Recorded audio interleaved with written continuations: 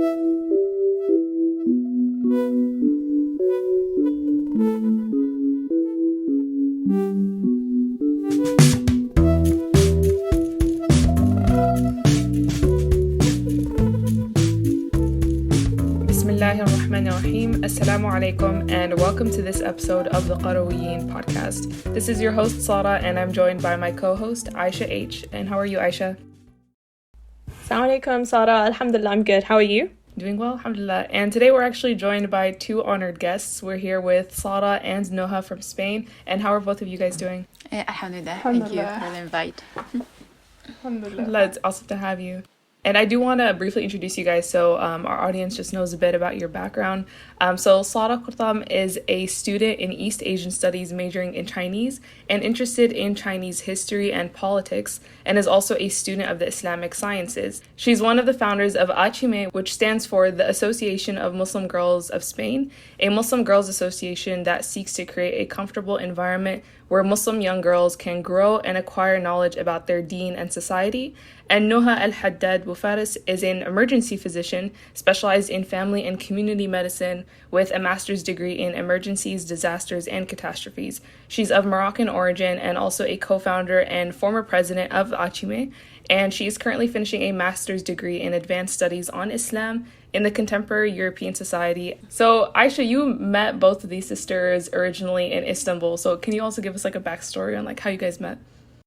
Yeah, no, alhamdulillah. I'm super excited to have Sara and Noha on the podcast today. So in February, which was, subhanAllah, last year now, and the last trip that we made, probably all of us before coronavirus hit, right, was to Istanbul for a conference that was held at Ibn Khaldun University. And alhamdulillah, it was an interesting conference, but I think more interesting was the people that you meet, right? I think with most events, alhamdulillah, it's always the people who bring their expertise and their knowledge about different things and different experiences that everybody gets to share. So yeah, Noha and Sara, mashallah, being from Madrid, it was really interesting meeting them and speaking about the similarities and the differences in the experience that we've had as Muslims in Europe.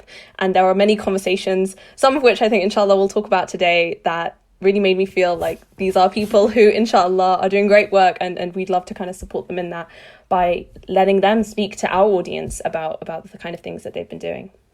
Yeah, alhamdulillah. And I do want to start by asking you both about the organization that you started, ACHIME, and can you tell us about like why it started and also what you guys do now in terms of your work? So we founded it in 2012, and the biggest idea behind it, it was to create a space where Muslim girls could feel safe, understood, connected somehow to each other, and like somewhere where they could find people that they share their struggles, that they can relate to. And one of the main goals of the organization is to build their confidence in, like, to be confident with who they are. And of course this is common to like both males and females, especially like young males and young females. But there are other organizations that were already working with both like young people, like regardless of the gender. But we decided to focus on the particularities of the Muslim girls, because of course like they do face some like different struggles compared to males. So and like to create, like for them to feel empowered, like to have this support system, and also like to give them tools, not only the people, but we do think like this support system and this network is important, but also like to give them tools through workshops, talks, activities, even like sometimes like having fun, but like, or daring to do something that they would normally not dare to do, because like, oh, what will people think, because I'm a Muslim, and if I show up there and do this, I might look like a weirdo. I don't know, like sometimes it's like just like even just like go riding a bike, it might be feel like that to some girls, or just like volunteering at some place, like sometimes they might feel, I don't know if I should do that, because, you know, like maybe I will be facing so many questions, so many stares and so on. So that's a little bit about the idea behind it, but I don't know if Sara wants to add something more. No, like more or less that, but maybe the only thing I would add is to take in mind the nature, the context of being Muslim in Spain or in Madrid, in the sense that you can be a minority in two ways. Like you can be a Dar al-Arqam minority, in which you are numerically a minority, but you have leaders that they know what they're doing, and you just happen to be the youngest ones, or in this case, a woman in that community. But there are leaders, there is a plan, there is us. But then in Spain, it's more Ashab al-Kahf kind of minority, in which the youth, we are completely by ourselves. We don't have leaders or elders who are both knowledgeable about the context and the Islamic sciences, and we ourselves, we don't know what we're doing. So the only thing we can do is to just try to be together, and then ask Allah subhanahu wa ta'ala to kind of to bestow us His mercy and all of that. So ACHIME, it wasn't, if we like read the website or whatever, maybe it seems like there is a plan or a structure or something, but it's not like that. It's more like Ashab al-Kahf. Let's just keep together for now, and we will figure out what to do next. So yeah, that's the only. Because when I see other communities, like for example the UK, even if they complain, we have these shortcomings, or we need this or we need that, but in reality they do have leaders. They do have people that they were before them. They do have institutions. For example, in Spain we do not. Which the majority of institutions have less than 5-10 years, except like the mosques of the 70s and 80s. So yeah, maybe that's a particularity of being a Muslim youth organization in Spain. Mm-hmm. Yeah, no, it's interesting, mashallah, though, and also inspiring that you saw that gap. And rather than complaining about it, which, like you said, the UK people in the UK do, and I think everywhere, everyone does, mashallah, you decided that you guys wanted to be the people to set up an organization that, inshallah, in the future will provide that leadership for Muslim women, especially. Like, things are never isolated, especially with Muslims. So it was heavily inspired by Muslim youth in other parts, including the US, Austria, and all of that. And I think that's crucial because... Yeah, of course. Like, we did complain. Like, oh, Spain is the worst. Like, exactly. We don't have anything. Like, you see, because we used to travel a lot, like, even before. And, like, we went to a Muslim youth camp in Austria, and we were like, see, these people are so organized, like they have everything like put together, like they don't have to worry about like going out with their non-Muslim friends and feeling then guilty because they are in some places doing some stuff they know they shouldn't be doing or whatever, and like they're having fun and they're learning from their religion, and they have like all this put together. So of course we at first, like my first at least for me, like my first instinct was like, okay, I'm moving here. It's like, I'm not going to do any of this. I just like want to move here because everything is already built. But I think like part of what we actually learned in those places were like, no, it's like, okay, you're so welcome to come here, have fun, learn, but you should go back and do your work. Like, because if you're in Spain, it's because you have to do it there. Like, it's your duty. It's not like casual that you're Spanish and you just happen to know about all of this, and then so you decide to move here. So you have to go back to your country, but in a positive way, and do your work there. So yeah, no, absolutely. You know what? I sometimes feel like that when I talk to Sara about the situation in the US. I was just gonna say that. Yeah, all of our conversations with each other are like, I can't believe like you guys have this. I wish we could be more like you guys. And it's always back and forth like this. Yeah, I think we all feel like that about the US. In the UK, I mean, Sara feels the opposite. No, and the thing is, the more of those conversations that we had, the more we realized that these conversations are useful for realizing like solutions to some of the problems that we had that we do share, but also realizing that like sometimes sometimes things are just a product of the circumstances. Mm-hmm. So like we've talked about like how there are certain people will usually characterize the American Muslim community as very wealthy, but then, we'll see like, a huge number of institutions doing good work in other places, and where's the disconnect there? Like, why isn't that being invested into those institutions? And then you have to look at like, okay, where is the community actually located? Is it decentralized? Is it centralized? Are people even coming from the same mindset or the same attitude towards deen?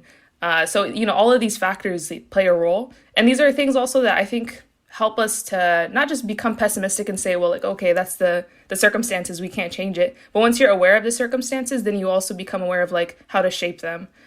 So it is still like, yeah, these conversations are really useful. And on that note, also, I wanted to ask you guys, because like for a lot of people, I think that, and maybe this is like the, the typical like ignorant American attitude coming out, is like, it's very easy to generalize about like, Muslims in Europe and assume that it's like one situation throughout. But for somebody who is really unaware, like how would you describe, the situation of Muslims in Spain, not just within the community, but how would you describe like a level of freedom, for example, to practice deen? What is like the popular rhetoric in like the public sphere and just like, the general mainstream public discourse about Islam? How would you describe that for somebody who's not aware and who's not familiar with it? Okay, so actually I think like our situation probably compared to other European countries is better. That's like, okay, it feels at least like that feels like my perception, but I also tried like to do some actual research on the facts and things like that. So yeah, I think like we face probably much less Islamophobia than other European countries, but also like the Islamophobia that we do face is different also, because it's not only based on this political stuff. We have a different history in Spain with Islam and Muslim heritage and everything. So there's a lot more about racism and xenophobia. This also love-hate relationship with Islam is like part of us, but at the same time, it's not part of us. Like we kicked it out, so why it's it here again? So like actually like I was like revising with this the annual European Islamophobia report. It's like something that is published every year, and it collects like the reports from different parts of different countries. And like they were in the Spain section, they were talking about this celebration that takes place every year in Granada, where they celebrate actually the day when they kicked the Muslims out of Spain in 1492. So it's like there's a parade of Christians against Moors, like how Muslims are called in. God. So yeah, it's like a party. Okay, so I think before it was like more naive. It's like, yeah, it's just like part of our history, but we're just like having fun. But now there are like really like far right parties that are taking advantage of that, and they use this celebration like to actually go out and claim like anti-Muslim things or chains or whatever you want to call them. So before it was just more about the party, like so many celebrations that maybe happened in the 90s or 80s that nobody questioned, and they were like, yeah, it's just like celebration, whatever. But now they're turning political. And also like in this report, they talk about, hate crimes and how in like last year there were about like 1,500 hate crimes in Spain, but only like 69 were related to religion. So yeah, like 69 out of like 1,500. That's like a low number compared to the biggest amount. But also like it was surprising that there are some like specific laws right now targeted against Muslims. Like for example, it was like really surprising for me to discover that actually like the Community Council of Education in Spain last year they passed a law permitting or allowing high schools to ban hijab, like to have like, because like I don't know, like for when I used to hear about girls having trouble wearing the hijab in school, I always like tell them like, you know, like it's anti-constitutional. Like we have a constitution that actually doesn't allow that. Like, you know, we have freedom of religion. We also have a specific law of religion freedom that specifies like the freedom to actually display religious symbols. So we have like these two laws, but actually in Madrid, like the council has allowed schools or high schools to have so like their own regulations that might prohibit hijab if they think it's the best option for their school. So that's a bit like, oh my god, how can you allow this? That is clearly against the official law of the whole country. But yeah, like, because these are things like, okay, I had a feeling like, yeah, we don't face like that much Islamophobia, but I think they're starting to raise some policies that are, I think, making it bigger. And also like at the education level, like we also have in the there's a new module added to the geography and history curriculum called terrorism in Islam. So like it's compulsory for people in secondary education like to study about all of this. So I think that creates a frame or a thinking of viewing Muslims as terrorists, especially if like you study it in school, like a whole module in your curriculum named terrorism in Spain. And of course you're talking about Muslims, and yeah, it's a bit horrifying to read the description of this module, but yeah.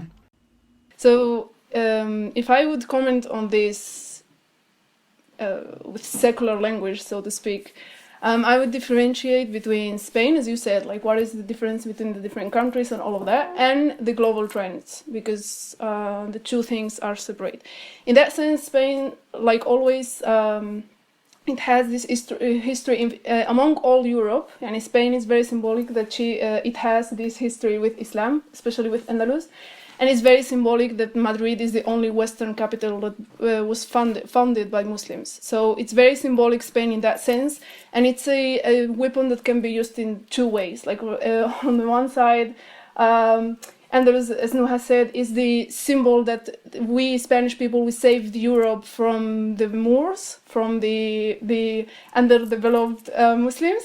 Or it can be used as in a sense of pride, in a sense of the, for example, in the international relations theory, Spain and Turkey tried before 9/11 to develop this idea of the alliance of civilizations and all of that. So in history, you have like munition for both ideologies.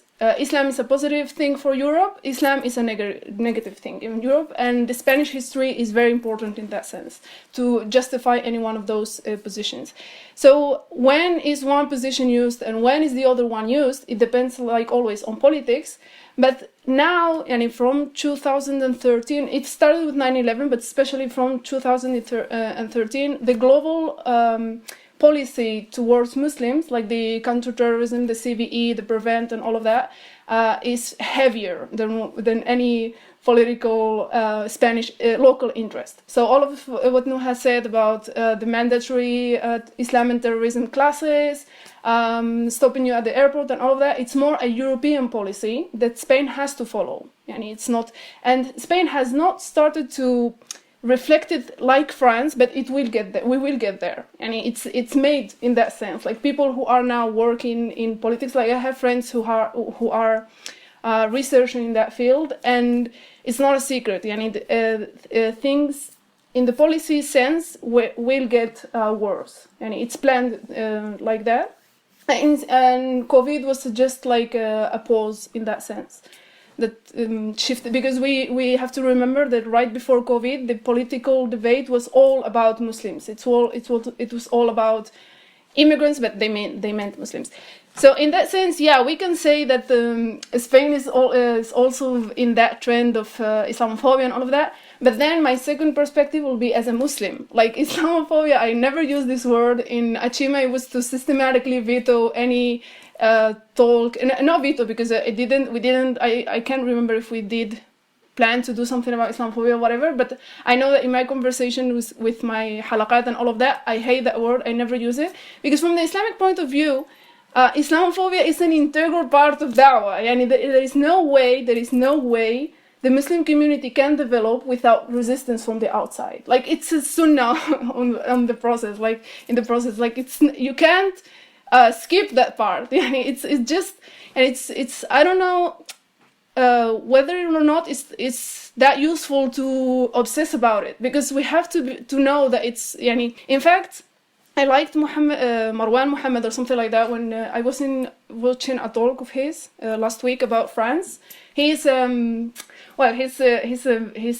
this organization that the French authorities banned, and he said that we have to remember when Allah subhanahu wa ta'ala says why the Ummah is special in a sense. He says كنتم خير أمة أخرجت للناس تأمرون الناس بالمعروف وتنهون عن المنكر وتؤمنون بالله. يعني you were the best community among humanity because you enjoin justice and you forbid evil, and then you because you believe in God.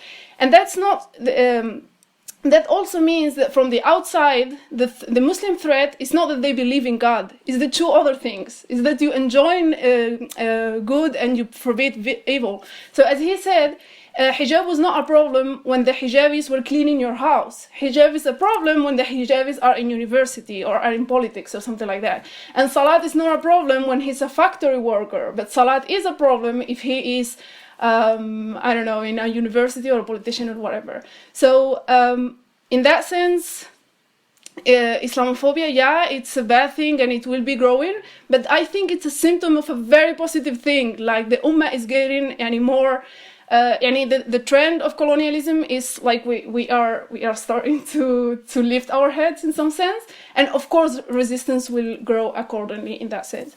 So in that sense, I think Islamophobia is a positive thing for the Muslims in Spain, because before Islamophobia, they weren't that interested in knowing your religion. Like, I don't know how many halaqats I had these last years, and systematically 90% of the girls or 95% of the girls, why are you here? Because I want to know how to answer the questions that people ask me, because I want to know the position of women in Islam, etc., etc. So Islamophobia is the direct cause for the Muslim youth to be interested in their religion. So I think that, yeah, it's supposed to be a negative thing, but like always, and the third paradigm I wanted to use, and this will be brief, is the metaphor of Allah subhanahu wa ta'ala that with all that, there is a dawa, the mosquito, when it falls in the food, you have to press it, because in one wing it has the evil, the illness, and then in the other it has the cure. And etc. So there is always in everything, the bad thing also has the cure of it with it. So in that sense, and the last thing, I think it's also in Spain, but maybe it's more symbolic in the UK, how Allah subhanahu wa ta'ala is doing it again. Like how he's making the little Moses growing up in the palace of the Pharaoh. And in that sense, the Europeans colonized the world, and then the little Moses came to the palace of the Europeans in that sense. Inshallah, maybe that's a way for them to be. Maybe this is like, I don't know, they will take me to Guantanamo for saying this, but I do think it's very symbolic in that sense, that Islam it's getting very vital and very not viral, vital, and it's like growing and reviving in the same land that tried to erase it from the face of earth. So yeah, absolutely. SubhanAllah, both of you have shared some like really, really interesting insights. I mean, Noha, I actually haven't heard, although having been to Spain a good few times, alhamdulillah, just exactly how kind of Islamic history is being received today, and how people are trying to use it for different ends, as both of you were talking about. That's really, really interesting. And also the fact that obviously Islamophobia, as it's manifesting in Spain, is tied up in racism. And that's also something that I've noticed when specifically I've spoken to my North African friends, who talk about how oftentimes the racism that they face in Spain when traveling through has been worse than in France. And for me, I mean, my mum has never let me go to France because she's really very worried about the racism, obviously, that hijabis would face. But every single time we've been to Spain, we haven't experienced anything. So I think it's kind of tallying up with what you're saying about it being rooted in rising xenophobia, and then obviously the far right kind of co-opting these other elements into that. It was really, really interesting. But subhanAllah, Sara, I think I haven't actually heard, mashallah, somebody say as blatantly as you have the positive things that we can actually take from rising Islamophobia. I think people sometimes don't want to, because it kind of, you know, they think that it will make them look like they are enjoying having a victim complex, or it will take away from the fact that we should be pushing against this.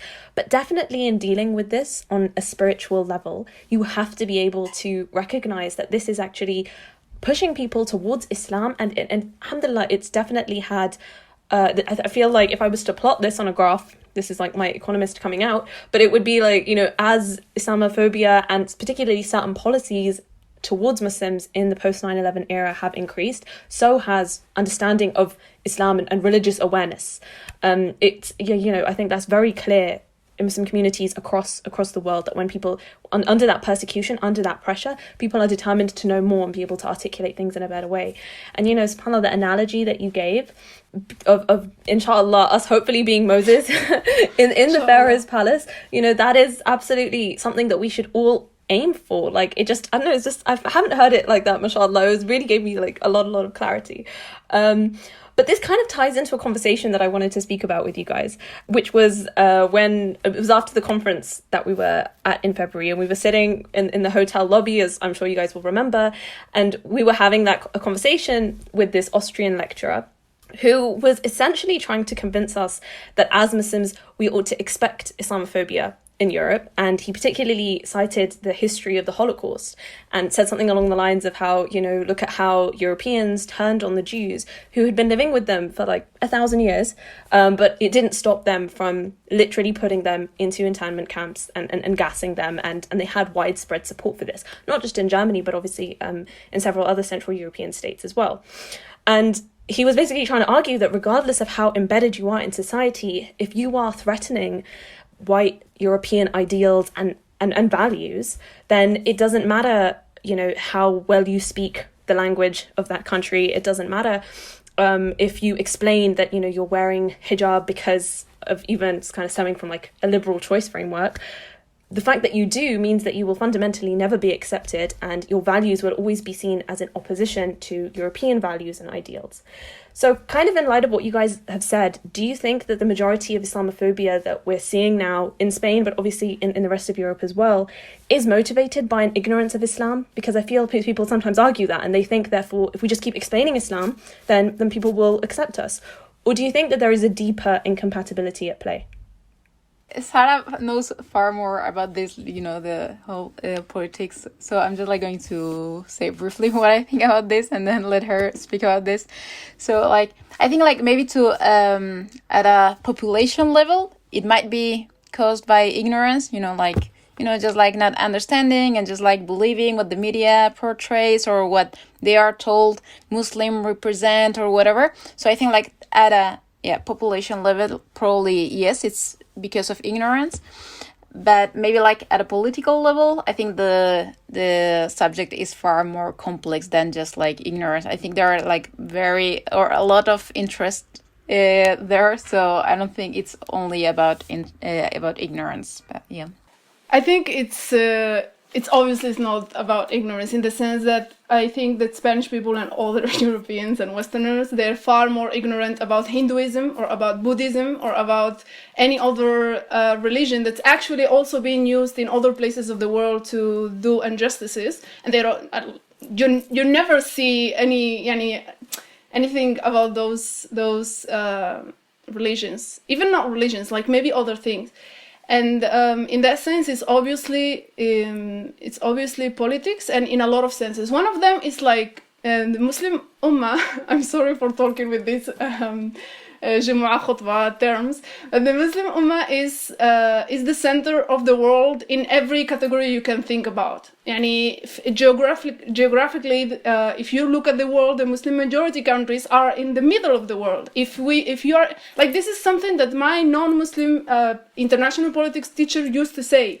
Like, whether we like it or not, positively or negatively, the Arab and Muslim world is the center of the world. So if you're interested in anything, whether it's economics, politics, geography, you want petroleum, you want gold, if you want anything, there is a Muslim majority country involved. So, and she used to say how if there is a conflict between, I don't know, French and Spain about the sea, for example, the sea jurisdiction, you will find Spain and France, and maybe the European Union, and maybe the US. But if there is a problem between Algeria and Morocco, you will find everyone there. You will find the US and China and South Africa. You will find everyone there, because it's obviously not about the Arabs. It's not about Islam. It's about everything that those lands represent in every sense you can think about. Like, culturally, Islam is one of the most important ideologies in the modern era. In any category you can think about, you will find Muslim majority countries being a central piece in that thing. So, in that sense, obviously, and it's politics 101. You need fear, like for people to accept you and not rebel against you. You need to tell them there is a threat, and I'm the only one that can protect you. So our current threat right now, it's obviously the Muslim world and terrorism and all of that. Before it was communism, before it was maybe the Jews. It changes, but in politics you always need a common enemy. You always need a common enemy, unless you're a just government, which is not the case in any country right now. And the second thing is your own interest. It's not only your legitimacy inside your own countries, but we forget, even us as Muslims, we forget that this first world, second world, rich countries, poor countries does not exist, because rich countries cannot be rich without the poor countries. So you need to keep the poor countries, so to speak, poor, so you can have things cheap, so you can sell them, and you can profit from them in the rich countries. So in that sense, you have to justify to your people why you are able to rob these people, or to attack these foreign lands, or to use the taxes to attack them, etc., etc. So you need something. And in the case of the Muslim world, it's easy to use Islam. And the third, there are a lot of things, but the last thing I would say, and it's very important, we are living in the nation state era. And it's not that established yet. Even if we think the nation state has been there forever and will be there forever, it's not that. And right now, one of the reasons the nation state is still strong is because there is no alternative, right? But in that sense, Islam and Islamic identity is one of the very few, and I can't think in others, not Chinese or I don't know, other identities, that can actually realistically compete with the nation state idea. Like, people are actually and really movable, even if now we're not being organized in that sense, but there is a great potential of mobilization using the Islamic identity, which is inherently contradictory with the nation state. So in the political sense, Islam and Islamic identity and Islamic fundamental values and fundaments, it's not the branch things, but the fundaments of Islam are incompatible with the political system, the nation states, the idea that, I don't know, in a lot of senses. And it's very incompatible with the economic system. Like, it's very based in riba, which is something that you just, like, if Muslims had just the bare minimum application of their religion,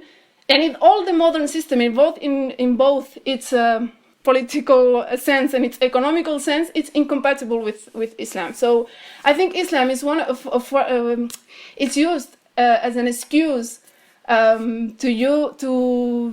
for rich governments, because we have to differentiate between the powerful and the normal citizens, to legitimate the fact that they are going to other people's lands and killing them and robbing them. But it's also an alternative and a potential competitor in the sense that of creating an alternative model to the current economic and political system. I think I didn't explain it right, but I hope the idea reached. So yeah, I don't think it has anything to do with ignorance of Islam at all, at all. Because the last thing is that Islamophobia is not because individual people do not know about Islam. It's about mass media. It's about who chooses what we talk about in the public sphere. It's about high schools teaching certain stuff. So you're not going to use mass media just to talk about a religion because you're curious about it. Yani, of course, every time something reaches the mass media and something reaches the institutions, it has a political background to it.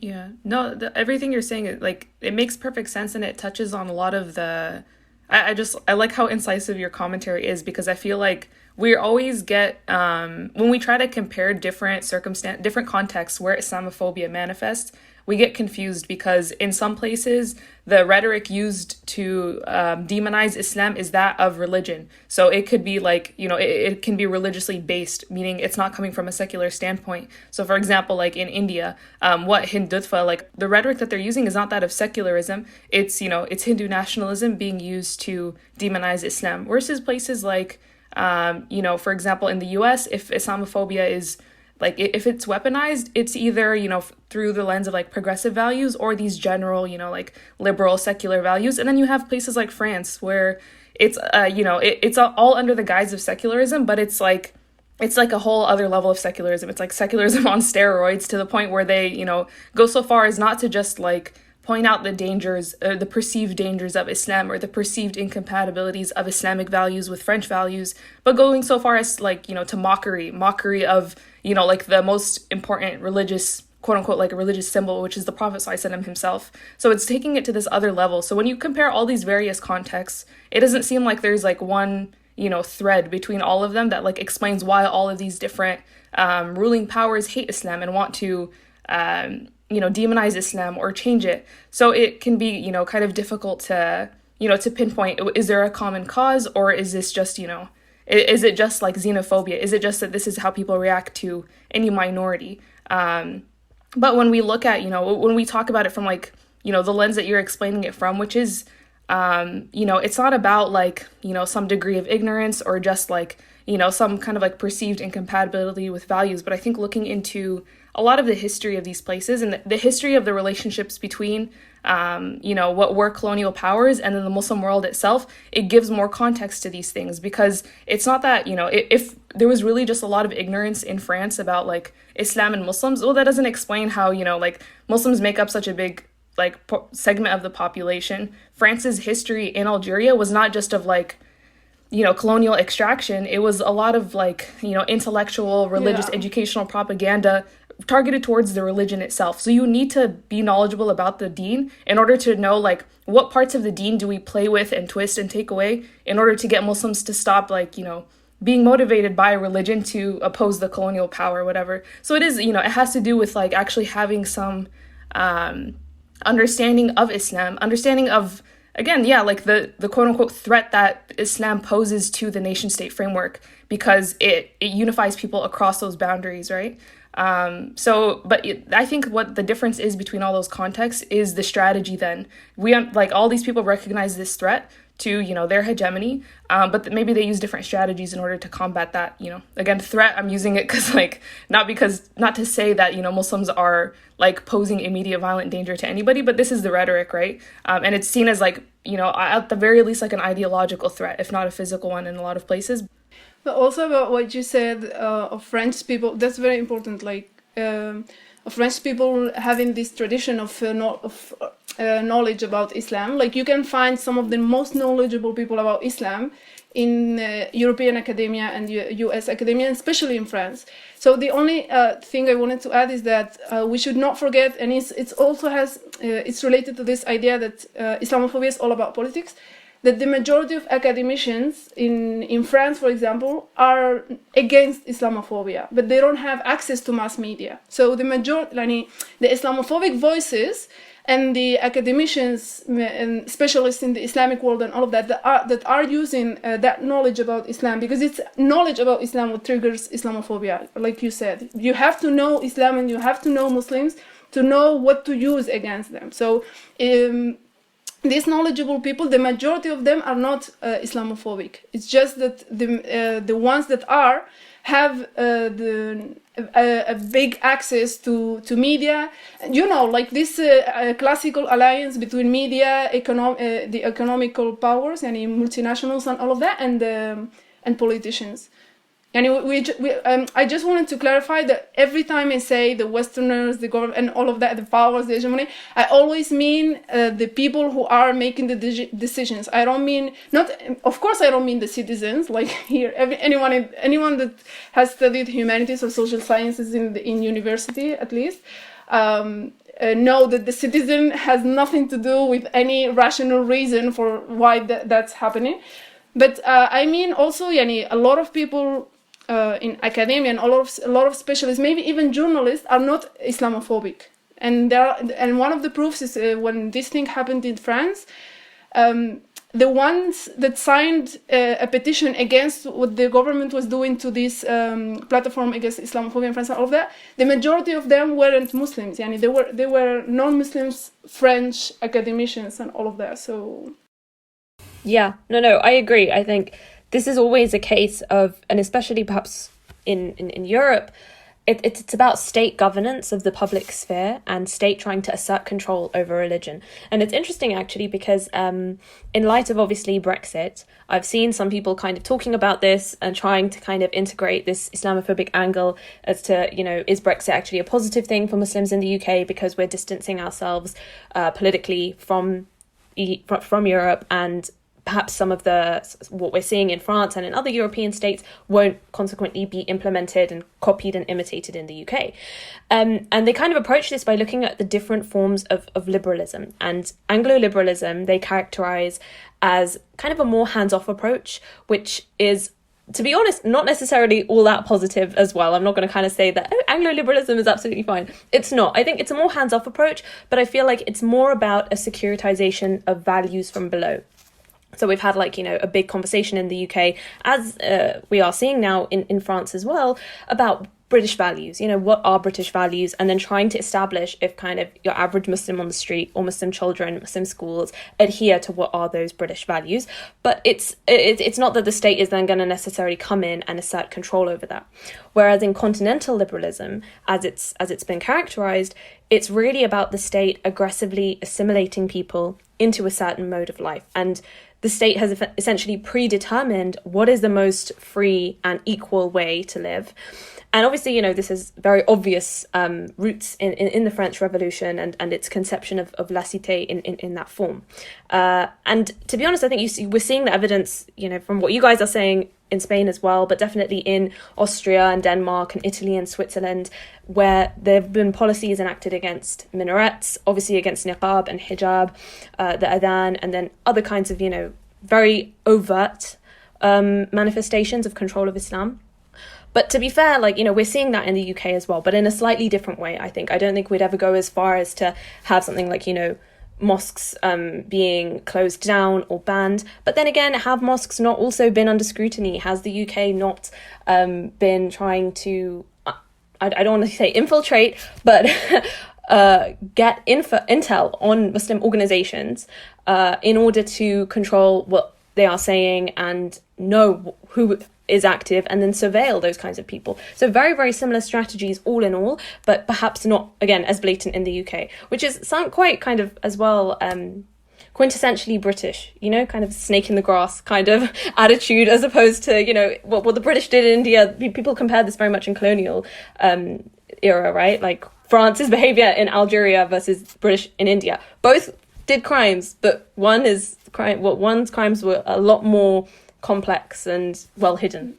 But I don't know, I do think that when it comes to Muslims, the general framework that includes Islamophobia, but it's also counter and violent extremism and prevent and all of that, it's a global strategy. It doesn't have, even if there is Brexit, it won't change. It's a global strategy. And even Morocco is just, I remember when the 11 March happened, the attacks in Madrid happened, it was safer for people who had even a beard okay, or they were involved in Muslim youth organization in Morocco in the 80s, it was safer to stay in Spain. And in the place where the attack happened, it was safer to stay in Spain than to go to Morocco. A lot of people did not go to Morocco because those who went, and maybe in the 80s, they were in a Muslim youth organization in Morocco, they were automatically taken to jail in the frontier between Spain and Morocco. Now, even China, when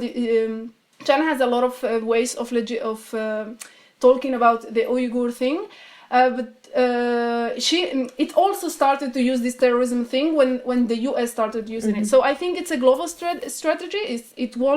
The only difference is each country will use the language of its particular context to justify it, but they will all do the same things, like spying on mosques, trying to eliminate those organizations who are very vocal about social justice. They won't care about, for example, we used to think that the organization like ACHIME, they were safe, and they were even invited by people who may have interest in these CVE policies. And then this year, in 2020, in January, a report from the European Network Against Violent Extremism, against radicalization, published in its annual report about radicalization. It published, and it's from the European Commission, like it's officially from the EU, okay? It's not like a think tank or something.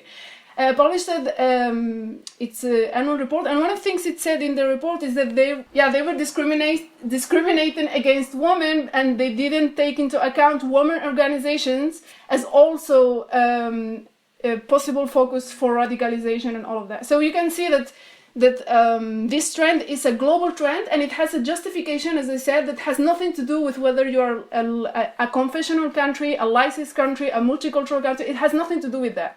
It has to do with, first, the US, of course, and its interest in the Middle East, and now with all this China thing, it has to do with, again, remembering the map. Like, now we are in a new partida, how do you say, in a new game, like the Cold War finished, and then the Middle East wars are finishing. Now we have the China partida, like now we have this new game that's called China. And in that sense, what is in between China and the EU? Like, you just have to see a map. Like, if this is a chest and you need to think about what to do about China, the same thing that before the US needed to do something about Russia. So she started supporting the EU and all of that. Now it's the same thing with China. What surrounds China? Like, it's all Muslim majority countries. What surrounds the Mediterranean? And it's a global strategy. It's like the Cold War. I don't think Brexit will make any difference. It will make a difference in maybe making it more difficult for Muslim youth and Muslim organizations to act more coordinatedly in a European level, because now UK is not from Europe. We can't go there without a visa. The UKs cannot be, in Erasmus Plus programs and all of that. So I think it's a negative thing for Muslims. It's not a positive thing for the CVE. I don't know. This is how I see it. Yeah. No, I agree. I think people are trying very hard to put a positive spin on it. But in doing so, they really underestimate, I think, the situation that the UK is already in as a country which, with the US, has led, like you're saying, this global war on terror. It's not just about kind of the specific kind of liberalism that you follow. Like, I think that's going into too much detail. You're not seeing the wood through the trees. Like you said, this is a much bigger issue.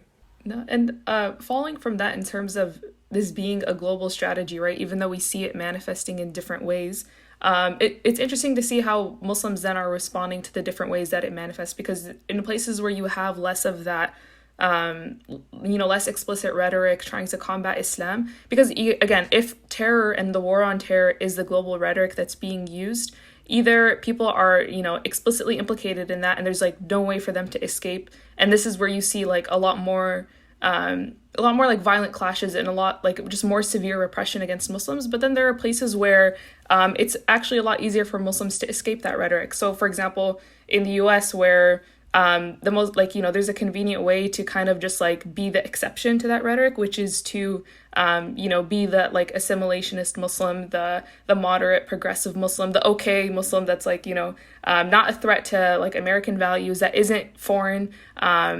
So there's a way to escape that rhetoric. It's not that And that's why you see like, you know, a lot of what we see is a lot more like shallow representation of Muslims in politics, in media, and pop culture. But it's like a certain type of Muslim, right? Like one with a diluted religious, diluted political identity. So there's a way for, you know, Muslims to respond to that in a way that, you know, that maybe it's hard to blame them for, you know, just wanting to like live live safely and comfortably. But what it ends up resulting in is like a huge dilution of, you know, of their Islamic, not just Islamic identity, because that also reduces it to, again, identity, which is something that seems like superficial, and it seems just like an accident of where you were born or where you grew up, but really their worldview, their Islamic worldview.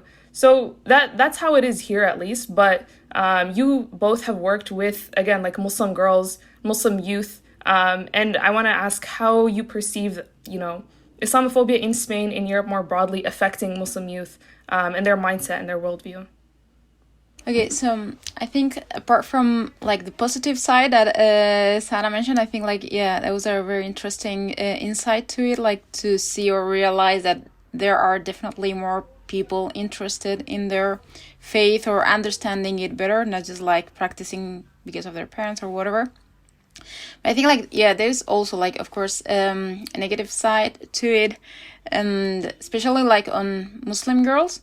I think like it might affect their life decisions, like whether or not to do certain things. As I said before, when we were talking about some of the goals of the association.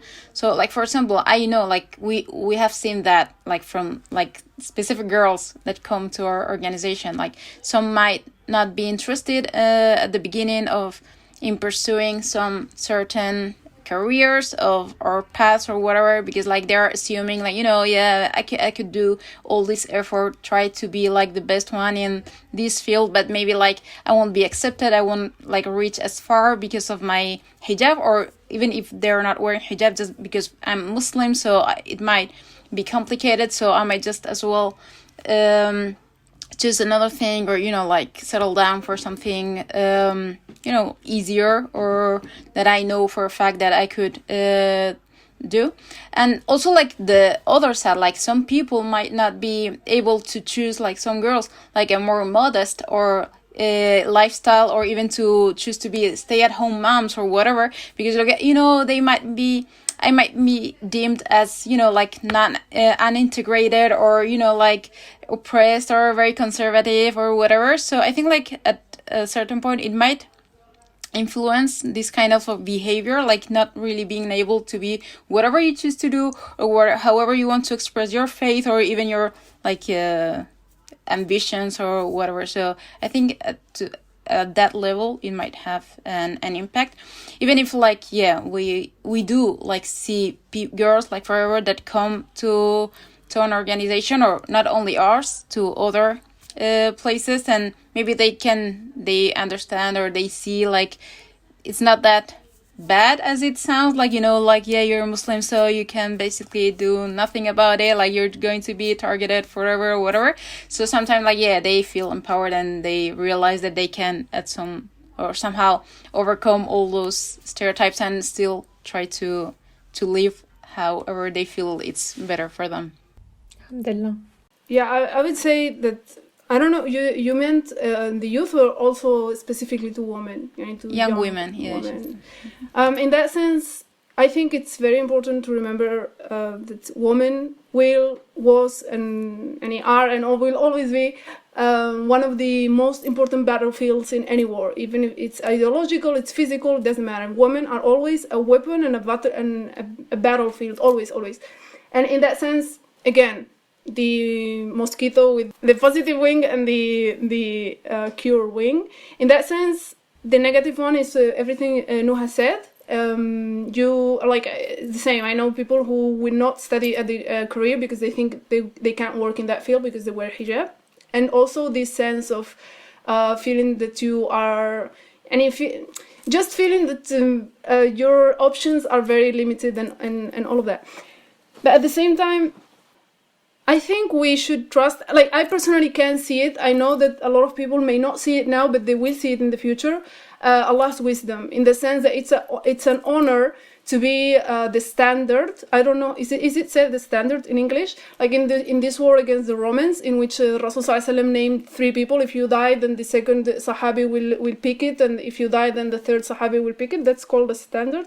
Okay, so the standard in any battlefield is one of the most important roles, because if the standard falls, that means that particular army is finished. So the standard must always be up, and it's one of the most dangerous places, because it's what the enemy will always try to attack, so the rest of the army will lose its morale and will think that they're lost, because the standard has to be visible for the whole army. And in that sense, hijab is literally a standard. It's that standard that will be attacked, because it's the visual symbol of the ummah. So it's an honor in that sense. And the second thing is, alhamdulillah, Allah subhanahu wa ta'ala, I love this metaphor. I think it was Tariq al-Ramadan who said it, or Malik ibn Nabi, I can't remember.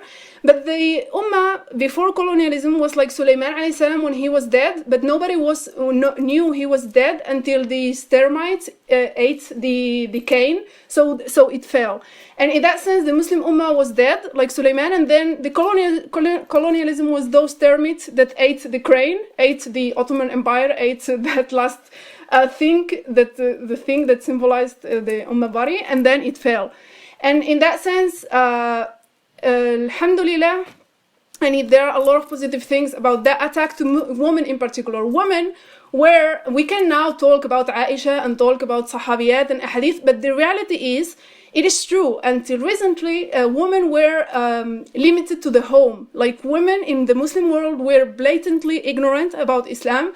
They were very superstitious. Yes, we can name alimat, but the general rule is that Muslim women did not know about religion. And that, of course, reflected in the whole society, because then they will educate their kids in a certain way, and then you will have the famous ignorant Muslim men. So in that sense, it is a very positive thing that the attack was directed to women, because we can rediscover, now we can talk about Aisha. 100 years ago, we could not talk about Aisha in the way we do now, like all the hadith she transmitted, all of that. Now we have we have someone like Akram Nadwi doing this encyclopedia about Muslim muhaddithat. We didn't have that 100 or 200 years ago. So alhamdulillah, it was a reason for us to rediscover texts and to reinterpret our texts that we wouldn't have reinterpreted them or rediscovered them if we weren't forced to. And the last thing about that is that when I was studying psychology, one of my favorite subjects was psychology of the groups, group psychology, I think it's called. And there is a very specific field that I love that field. It's minority psychology. And one of the questions in this field is how the minorities become majorities, because that's what happens in history all the time. And in Europe, it's one example. Minorities becomes minorities, and then majorities fall, and then a minority, and this is a cycle that repeats itself. And one of the reasons one of the ways a minority becomes a majority is when the majority starts talking about them, because that forces the majority to think about the minority, because if you want to attack it, you have to know what they're talking about, so you have to think about it to prepare your counter argument. So it's one of the signs that a minority, it's not a minority, because when we use minority, we always think about the victim, but it can be a minority bad thing. Like, everything starts really very small, like even an idea, like, I don't know, Apple or anything. It can start like with something that only a few know about, and then it becomes a majority when the majority engaged by talking about them. So yeah, I think that it's like always, it's the negative. I always think, I love metaphors in Islam. I really, my favorite hadith of all is like Utitu Majami al-Hikam. Like, one of the characteristics about Islam is that you have a huge amount of understanding and meaning and knowledge in very few words and in very simple metaphors. And in that sense, I really like the Masih Dajjal thing. Like, when he will come and he will show the fire, but it really is the Jannah, and he will show the Jannah, but it's actually the fire. And in that sense, that happens in every aspect. Like you can see something and say, okay, this is hell, but it's actually Jannah. And if you can say, and in that sense, I do think that applies also to the youth. Like, of course, as someone in ACHIME, not in ACHIME, I mean someone who was involved in Muslim youth and all of that, you feel stressed when you're into that. Like you feel stressed because you are seeing your girls that they are having these doubts. You feel stressed because you think that you can't help. Like yesterday, a woman called me to talk to her. She doesn't know me. Like she just got my phone somewhere to talk to her girl because she came home saying that she's a lesbian, and she was crying and she didn't know what to do about it. And it was like I felt like it was so cute in that sense. Like. It's stressful when you are inside it, but if you see it from the outside, it's a really positive thing in the long term. And maybe the last metaphor I will finish with that because I love it, is how Allah subhanahu wa ta'ala talks about the other. He says that it's like a mirage. And a mirage works in a way that when you get to the mirage, even if you desire it, like what happens with the Muslim youth, even if you do try to go to that mirage because you think it will quench your thirst, but once you get there, you will find that it's a mirage. So at that point, inshallah, they will go back and they will be interested in, okay, my thirst was not quenched with this idea. So in that sense, I do think, and what I said before about the standard, yes, it's negative in the micro level, in individual lives, it's a negative thing. Like in individual lives, you can't work with hijab in a lot of fields and all of that. But if we see it as in a community sense, I do think it's positive in the long term. Why? Because one of the things, the last one, I promise, is the last one, and I think it will have a Abu Jandal effect. Like when the Hudaybiyah Treaty was signed, Abu Jandal could not go to Medina, so the effect was they will create an alternative that at the long term was the reason that they had the last victory. Like in that sense, the Abu Jandal was excluded. He was excluded. He could not reach the Medina. He couldn't go back to Mecca. So he and the other people who escaped Mecca created this place that wasn't the good alternative, wasn't the bad alternative. It was something different that was one of the reasons that at the end things solved. So I think that the fact that we're being excluded from being, I don't know, a doctor or a politician or whatever, will create, because humans cannot just sit and watch TV. Even we think, we say that we do that, we can't do that for decades. So inshallah, it will create alternative spaces that will be positive in the long term. It will be better than those things that they excluded us from. Inshallah. Inshallah. No, that's really important because I appreciate the positive perspective because it does feel, and like for example with the Qarawiyyin project, where we are focusing on Muslim women, not because we don't think that brothers benefit from these issues or that they have any interest in them, but because like we see, I do think of also Muslim women being that standard and carrying the standard of Islam and being kind of that core of the Ummah throughout time and space. And it also feels a lot of the time like we're being attacked from all sides. So sometimes it feels like, okay, there's people who are, it's not just that like hijab is devalued by, or it's attacked by Islamophobes, but it's actually, from within the Muslim community, people trying to just reduce the amount of discussion and rhetoric about hijab by saying, okay, why are you so focused on women's bodies, right? Like that type of rhetoric. And why are you attaching so much importance and so much, why are you attaching so much value to just like something that's a mode of dress, and you're turning hijab into the sixth pillar of Islam, and all these things where it's within the Muslim community as well. People are trying to devalue something that, like, whether we like it or not, became that standard and became, this really important symbol. And then you have suspicions from, within the Muslim community about, okay, so you want to create a platform specifically for Muslim women, and you think Muslim women have a stake in XYZ issue. And what you were saying, Sara, about how, like, before we couldn't talk about, like, Aisha radiallahu anha the way we talk about her now. And now we are reclaiming, not, reinventing anything from our tradition, but just reclaiming and rediscovering what was already there. And that is seen with suspicion. Why are you trying to, apply feminist lens and feminist rhetoric to Islamic history? This is not how things were for the last 500, 600 years. You're trying to do something new. Whereas we're trying to make the claim that this is how it, we're trying to just revive something that is inherent to our deen and inherent to the Prophet ﷺ's community. And even that is seen with suspicion. So it feels like, and I think that should be expected, right? If Muslim women and if what Muslim women achieve and what they represent and the role they play is so important, it is going to be, we are going to be targets from all sides. And that's not a cause to, just like let go and drop the standard and be like, okay, whatever, like we're just victims from all sides, we can't do anything. But again, to kind of assume that heightened responsibility and that heightened responsibility, and to recognize that responsibility to play that role in the Muslim community, inshallah. Yeah, absolutely. That was my favorite thing that you said, Sara. And I was grinning so much, I thought I was going to start putting you off. So I had to actually cover my mouth because it was just so well put, subhanAllah, that, as you said, Sara, people think that we're reinventing the Islamic tradition when you're trying to center women in these issues, but ultimately it's not. It's reclaiming it and developing it in a way that, is ultimately going to, inshallah, get us closer to Allah subhanahu wa ta'ala, but also bring benefit to our communities. And the fact that you highlighted how if motherhood, obviously not an if from our point, but if as people love to talk about, motherhood is so intrinsically important to the development of a family and a society, you should want women who are educated Islamically and who are speaking about these issues to raise men and women, the future generation, to actually be able to conduct these conversations on their own terms. And I think that, as much as obviously there's struggles there, something that definitely I've seen in working specifically with the Qarawiyyin project, obviously, over the past few years, is that, alhamdulillah, Muslim women are more than capable of taking on that responsibility, as you were saying, Sara.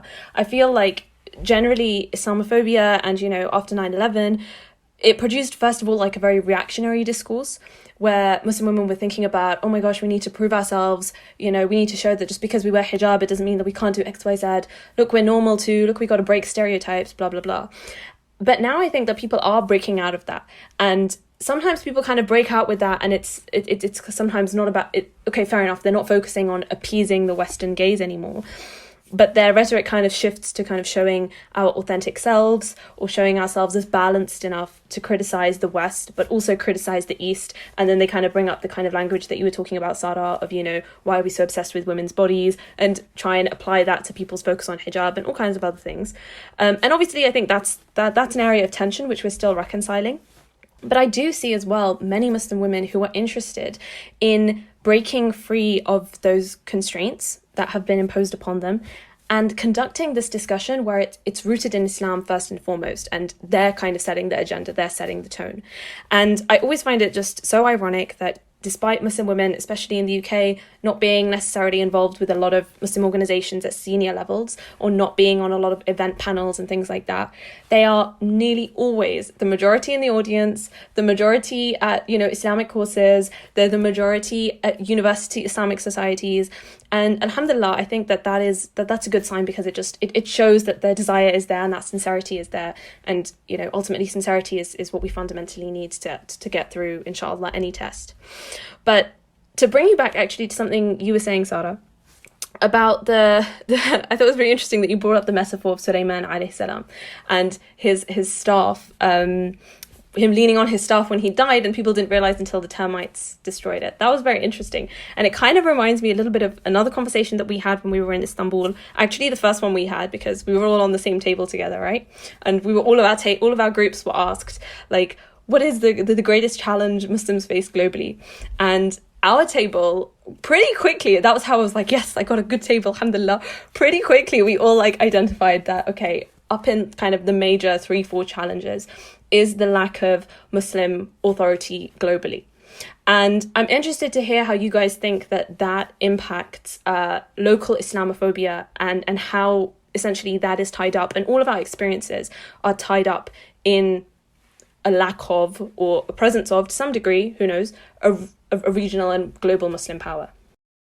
Okay, first of all, I'm a firm believer, all Muslims, in Allah's hikmah. So we shouldn't worry about the context we're in. We're in the context of globalization, of diversity. What I want to say is that global leadership does not necessarily mean a global institution with a unified, like you can put a tag, this is the Muslim leader, or this is the Muslim, I don't know, Congress or something like that.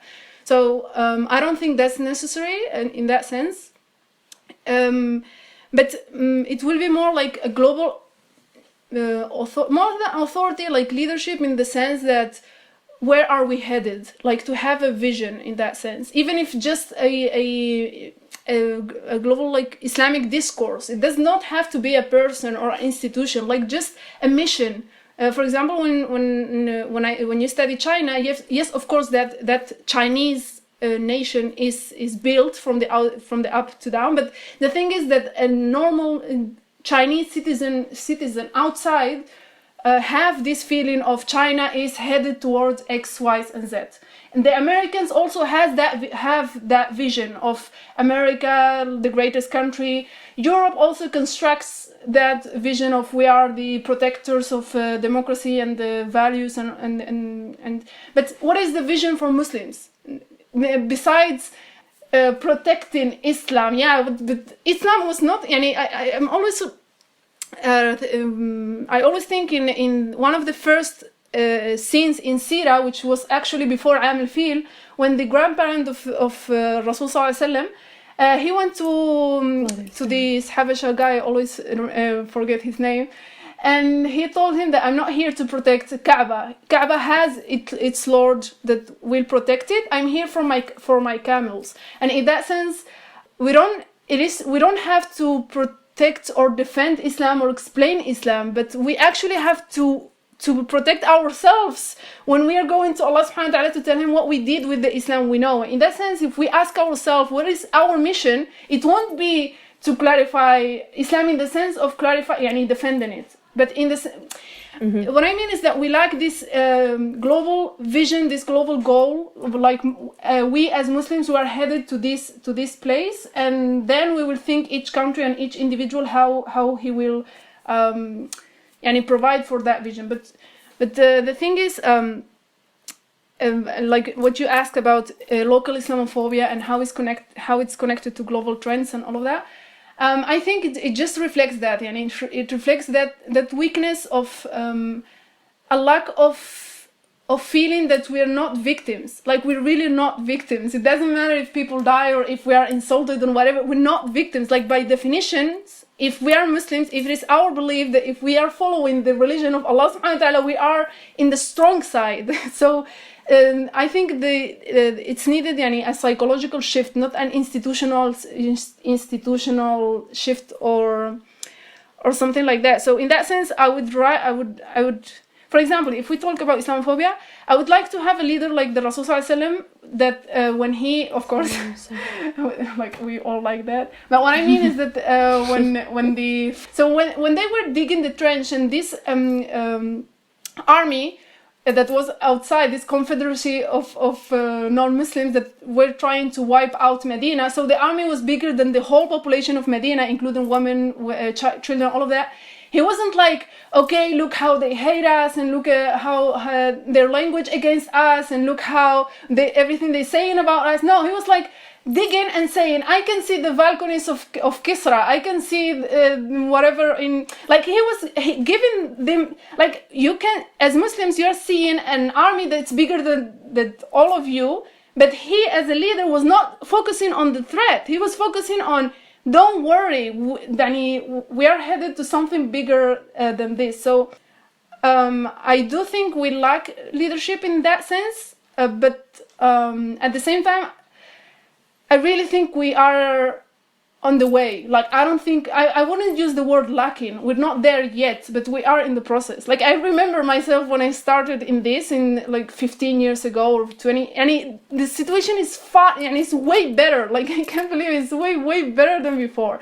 So we're just human beings, definitely. And we're like, when you have someone in the car and are we there yet? Are we there yet? And it's like, relax, we're going there. So alhamdulillah, I'm so happy this last 2 or 3 years because I can see it in everywhere how Allah subhanahu wa ta'ala has its plan. Of course, he wasn't going to leave his religion just depending on our shortcomings, of course. So we use a lot this word of leadership because it's very Western and it's very US thing, like who is number one, who is the president, who is whatever.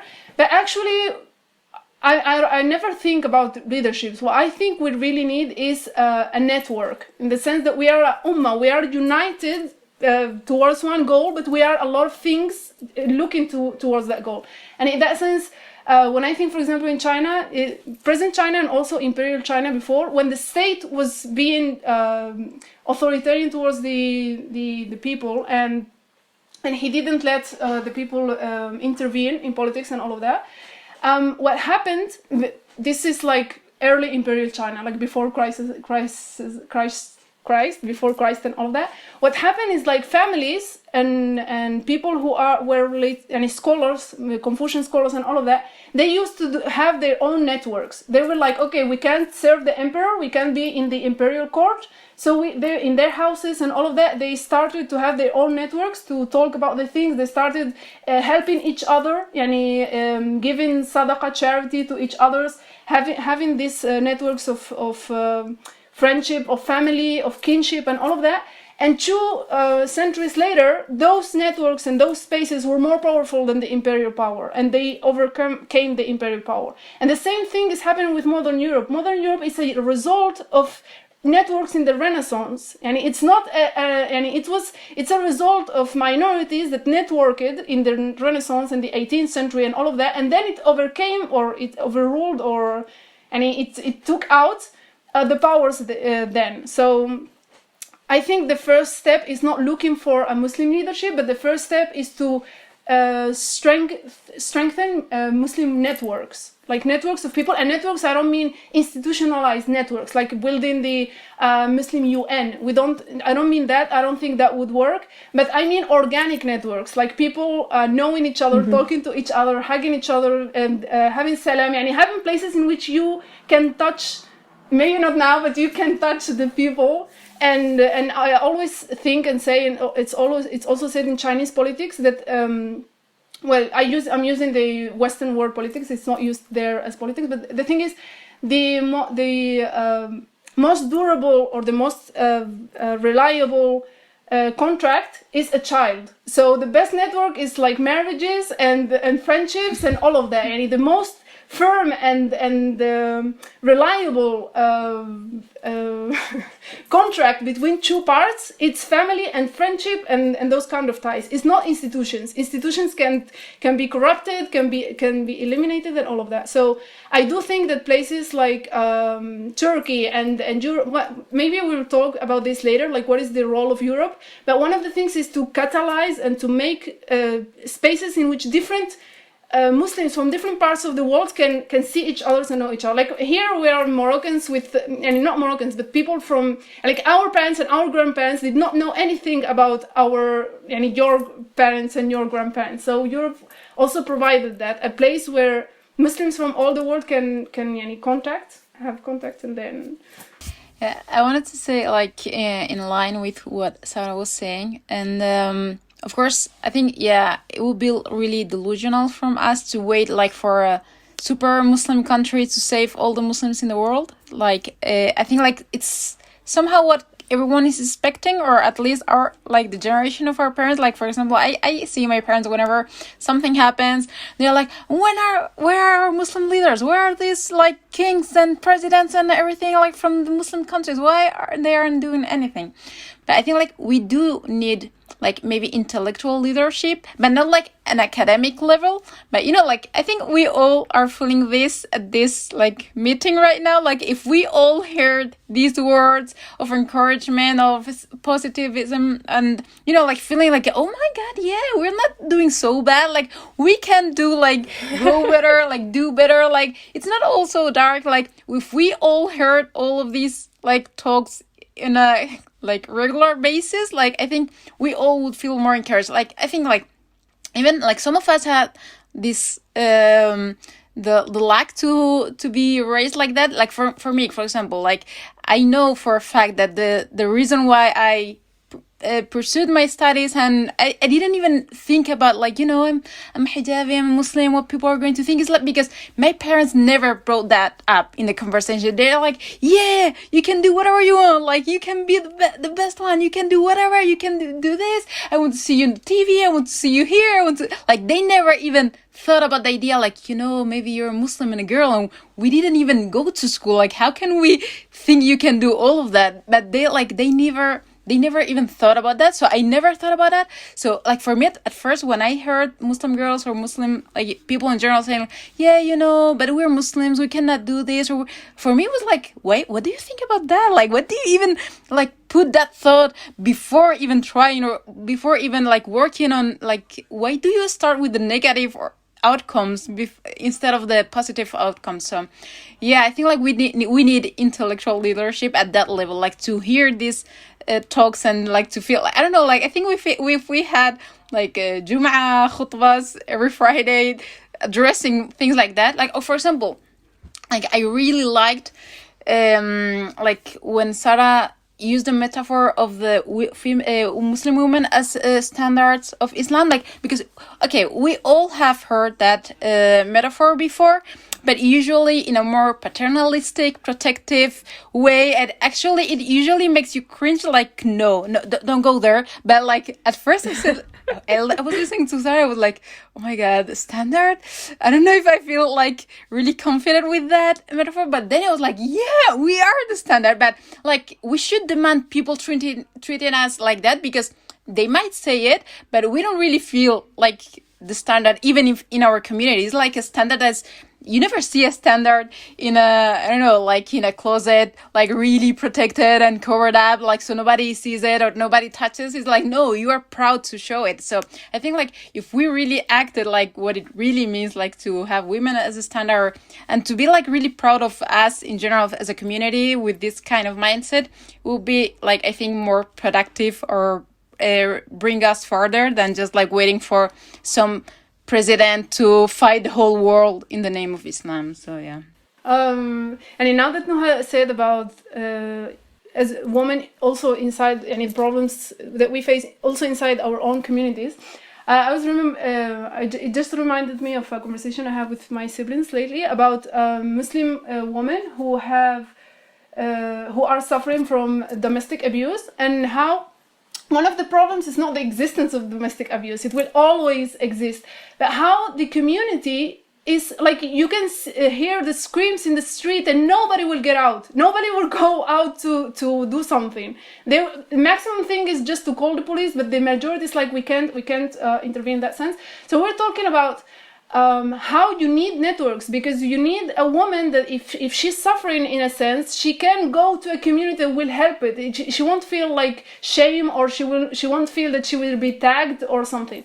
And in that sense, that what I meant also by network right now is more important than leadership, in the sense that what you said, right? In what is the link between local Islamophobia and global Islamophobia? It's because we need this network that when someone touches someone of us, the whole community will react, but not react emotionally, like we will get angry, but to do something.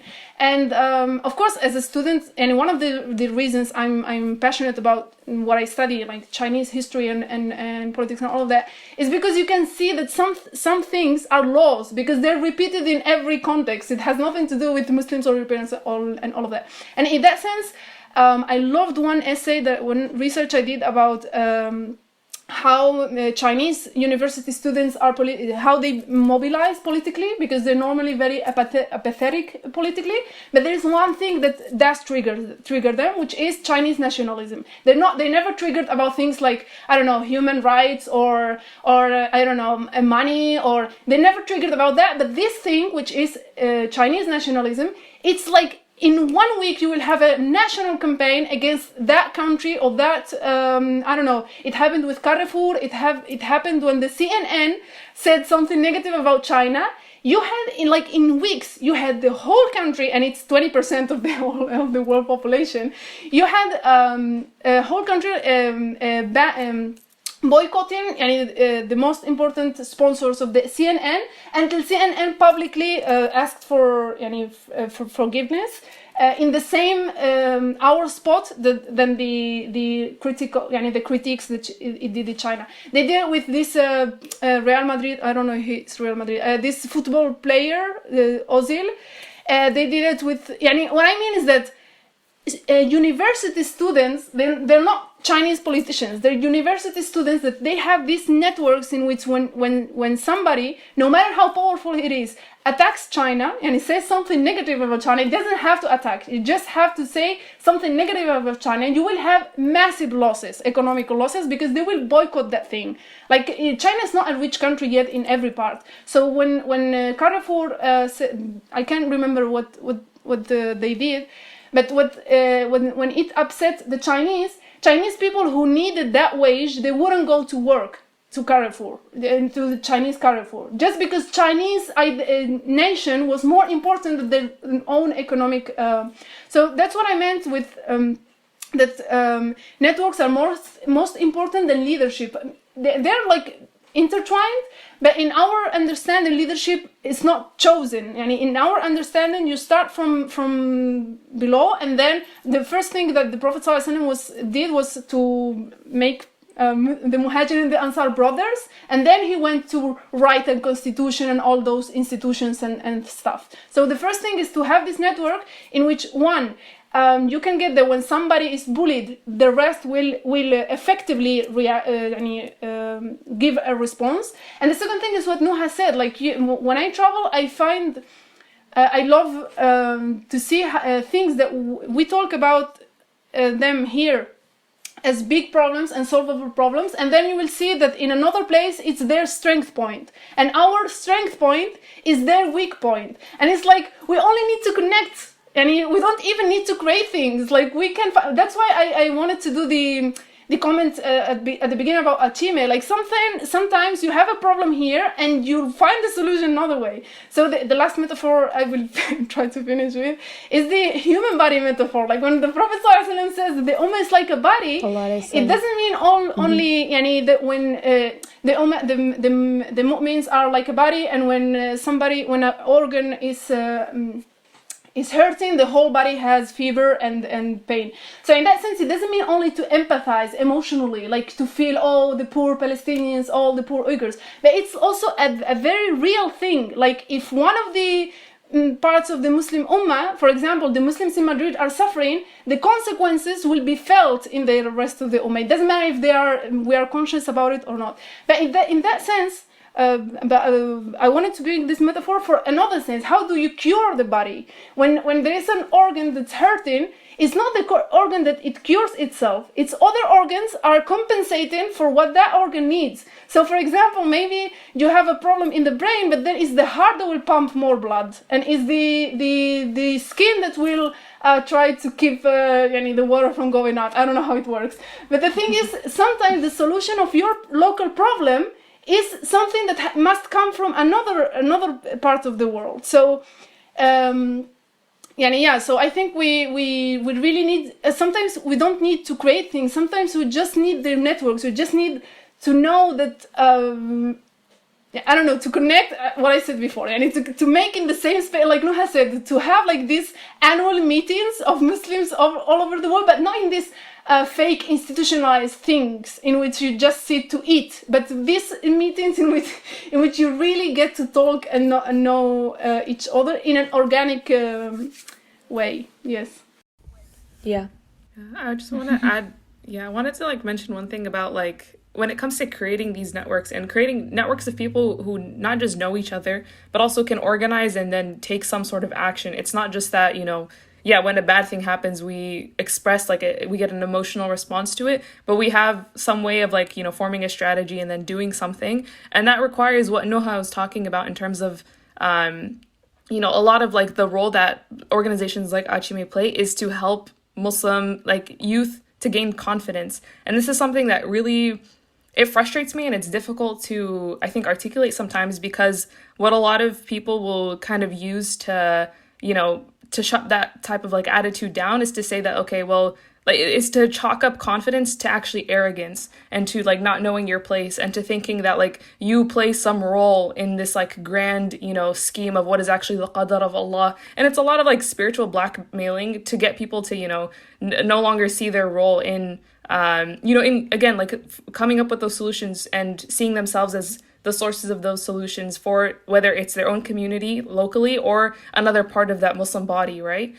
So it does require, you know, like creating these spaces where people can talk and also, yeah, building confidence. I don't think that people realize how crucial that is and how that can be like the make or break factor in whether somebody goes on to do something significant. And that's, you know, when we study like, you know, the heroes of the past and what was it that led them to, you know, be able to do this great thing, it wasn't always necessarily like really unique circumstances. Obviously it's all within the qadr of Allah, but what are the asbab there? What are, you know, like the means that we can take, that Allah allows us to take and that he inspires us to take? It's a lot, it's just people who thought they could. And that's why you see, you know, like people who you don't think should be in leadership positions or shouldn't be speaking in certain places, but they are because they think they can. And then they just take on these platforms and they do progress to, you know, to leadership positions, and not even just leadership positions in the sense of like prominence or thinking of themselves as number one, but I mean in a sense of doing something important and significant and effective.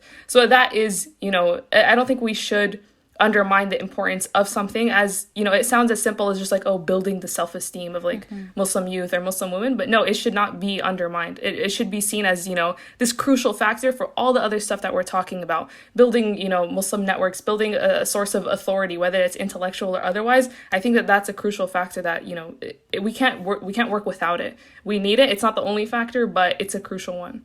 But yeah.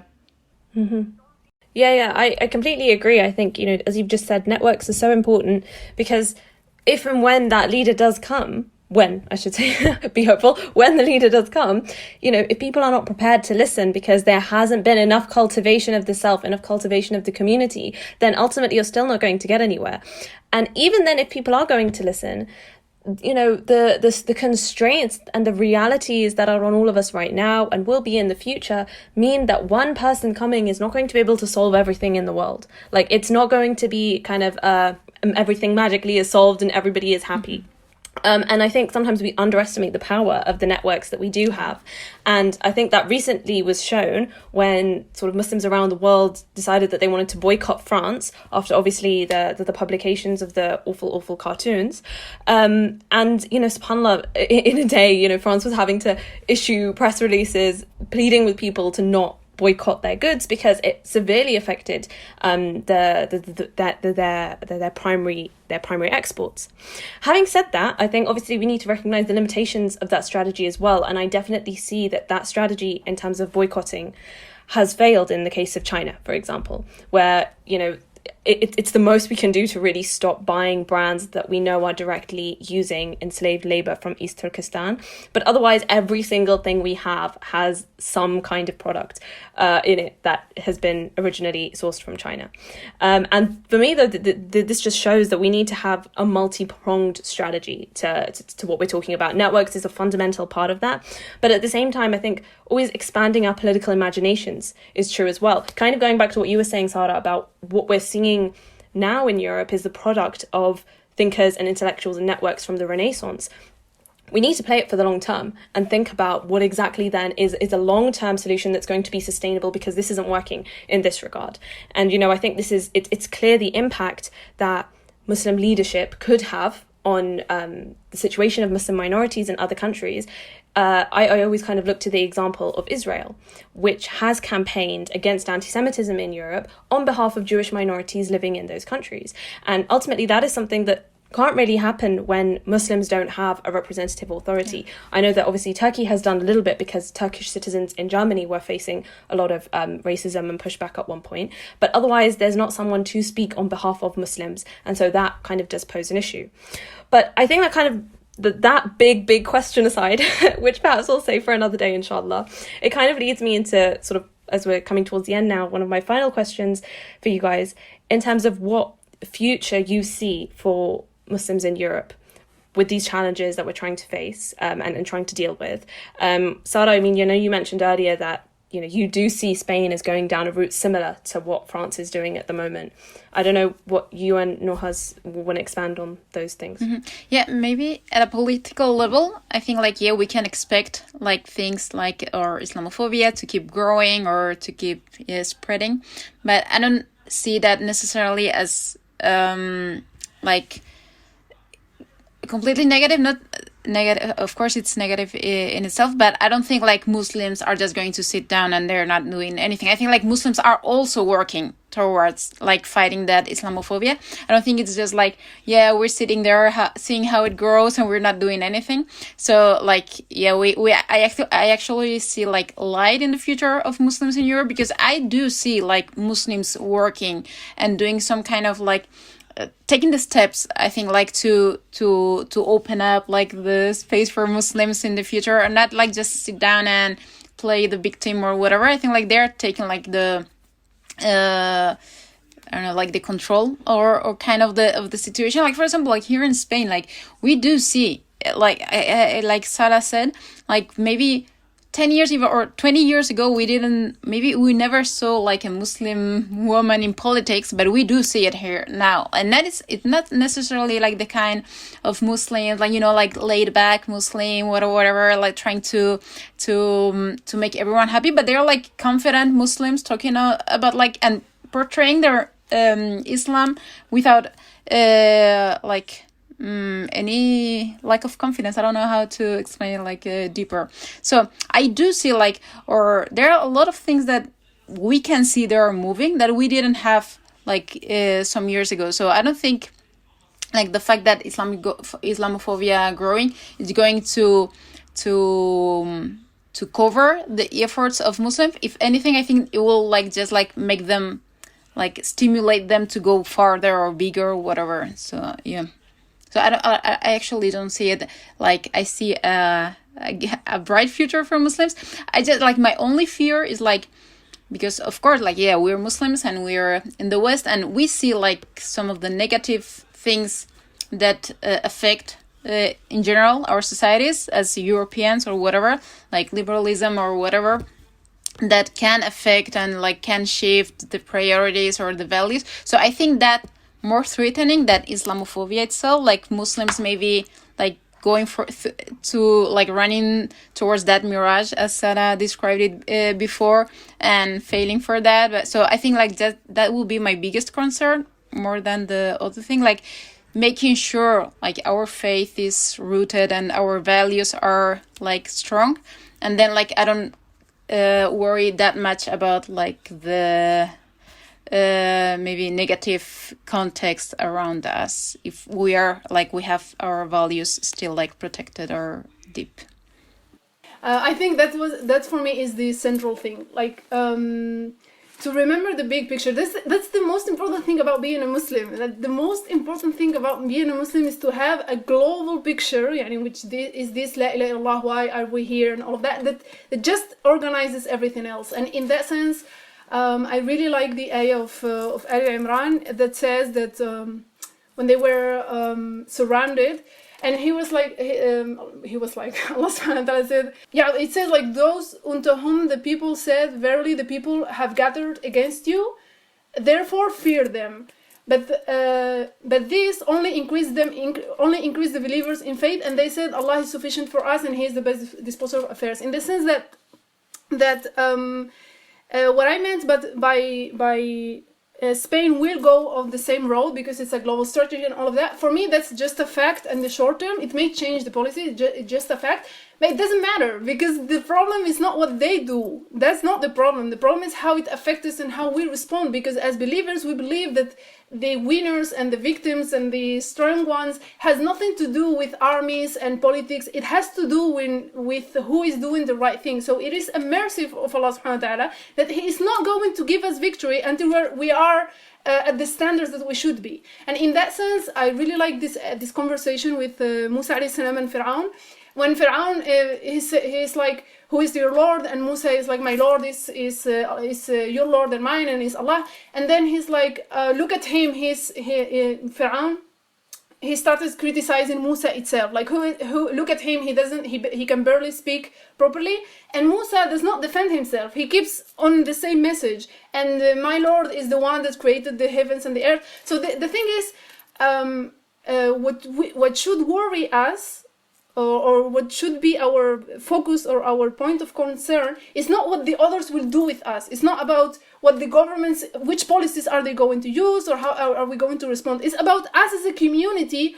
Are we is our faith strong enough? Are we doing what we're supposed to do? Like, the biggest musiba, the biggest calamity is not Muslims being attacked. The biggest calamity is imagine if Islam has disappeared because of the ignorance of people. Like, people who don't know about the history of Islam in the Islamic majority countries, they think that Islam was alive like the times of the Prophet ﷺ until colonialism. It was not. Like, in Morocco, people did not wear hijab. The majority of people did not know how to pray. And in the 18th century, the early 20th century, people, like, for example, my sister, when she went to Bosnia, she told us that the tourist guide told them that before the Bosnian War in the 90s, people used the word Islam like an ethnic etiquette. Like, we are Muslims, like you said, I'm Bosnian. It didn't have this meaning of religion. They didn't know and people started to ask themselves, why are we attacked? What does it mean to be a Muslim? What is Islam? So in that sense, Allah subhanahu wa ta'ala is having a mercy on us He's planning everything and doing all of these things to push us to learn what we have to learn and to push us to discover what we have to discover. In that sense, for example, France, it's one of the most Islamophobic countries. It's not new, like it has been for the last and as you said before, Aisha and Plan, if you compare the different European colonial metropolis and all of that, France was one of the worst ones. And it is the country that systematically every year is in the number one spot, or maybe the 2 or the 3, but always in the top 3 of number of Muslim converts. So it's just, this is how Allah subhanahu wa ta'ala always does it. Like, so in that sense, I do think that I think, that the most important thing is that what do you see, like, the future of the Muslims in Europe and all of that? I would make 2 points. One of them is the body metaphor, to understand what Muslims play in the specificity as Muslims in Europe, and in general I would say new minority Muslims. Like, I would include Japan and Korea in this. Like, I'm a freak. I watch a lot of I watch more East Asian stuff than Western stuff, including the news and realities and all of that. Yeah. So when I watch the videos of the Muslim minorities, YouTubers or the news or whatever in Korea and Japan, is the same thing. So I think that in this body that is the Muslim Ummah, this specificity of Muslims living in a minority country, living as a minority, but as a new minority, because we can't put in the same place China or India, and as a new minority in democratic countries, we have things like, we have our challenges, but we also have as an organ, what do we have to provide the Ummah? And I think that we have we are some of the wealthiest, but the most important is not the wealth. But we have like this access to knowledge that other countries do not have. Like, when I go to Turkey, I'm always surprised by the people from Muslim majority countries, how naive are in their knowledge of the world. Like, it's not as I don't know, when I speak with someone who's majoring in politics in a Muslim majority country, you just feel that they're lacking something, but they have other strengths, right? So I think we should focus on what is the strength of the of Europe in general, and how Muslims reflect that strength of Europe. And the second clarification is to not forget that the majority, our role is not towards the majority of Europeans. Like, it's a struggle I have personally.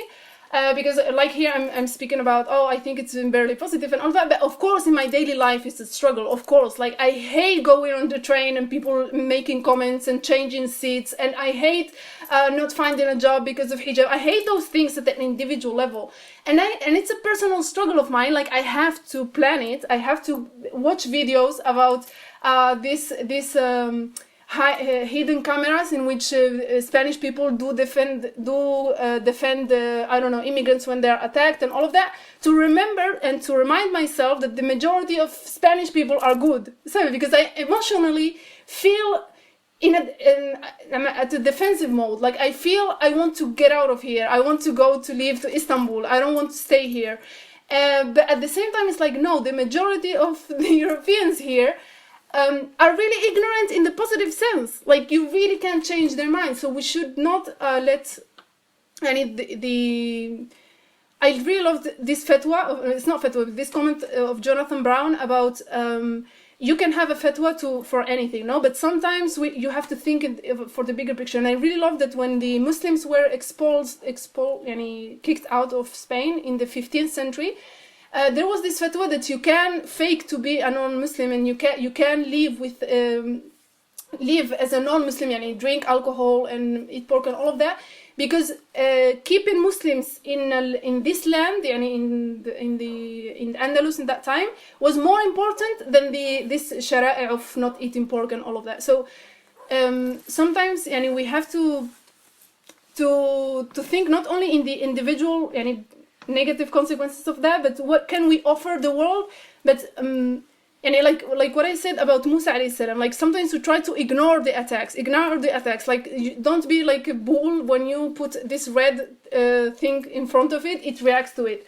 Because I will finish with this, that one in political science, one of the things is that what defines, there are very different criteria to define power, and one of the most important ways to have power is to decide what we talk about. It's not even when something is an issue who wins the debate or who wins the policy and all of that, or who wins the war, but who decides what war are we involved in. So in that sense, we Muslims, we should go back to not our country, but to go back to inside ourselves, to remember what is our mission, our priorities, and once we decided that, to just ignore everything. And I don't know if this is the last question, but I wanted to do like a last comment. For me, to summarize everything, is that, and with this COVID is even more symbolic in that sense, that alhamdulillah, there is one God, right? So everything is related. All metaphors in every aspect of life can be used for other things. So I love when nature metaphors can be used for humans, and in that sense, after winter there always comes spring, right? So winter is not a pause. Like spring cannot come if certain things do not happen in winter and do not happen in autumn. So you from the outside, you think that the tree is dead, but it's not dead. It needs that time of being inside the egg to grow. So in that sense, I will finish with a verse from a very famous poet. I think he's from Colombia, I'm not sure, Pablo Neruda.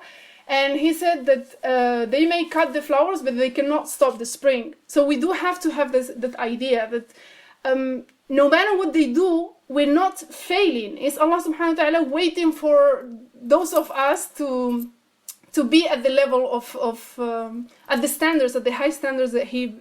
and once we are at those standards, it doesn't matter what they do. Like, it doesn't matter even if they use, I don't know, nuclear weapons, they won't be able to win in that sense. So, yeah.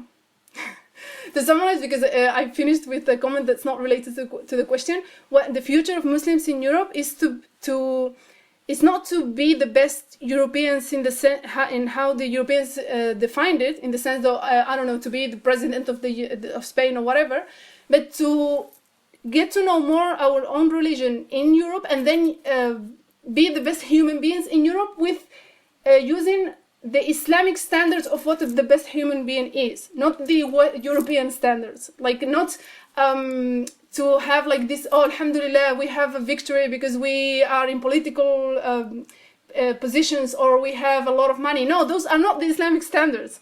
So first, to know our own religion, to change what's within ourselves, and then to use that in this land, like not in another one, in another land.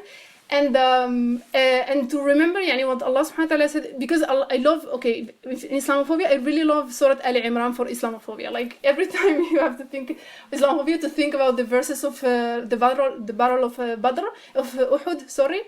And so I would finish with the metaphor of Uhud. Rasul sallallahu alaihi wasallam told the archers to not move, even if they see the bounty, like they see them winning or they see them losing, to not move, stay in your position. So in that sense, no matter how we feel, oh, it's so sad what's happening in Palestine or Syria or Morocco or whatever, we have to do our best in our position and to not move, no matter how we think things are super bad or super good anywhere else. Like what Noha said, we don't have to move to Austria or I don't know, Istanbul or whatever. We have to try to make the best of it here.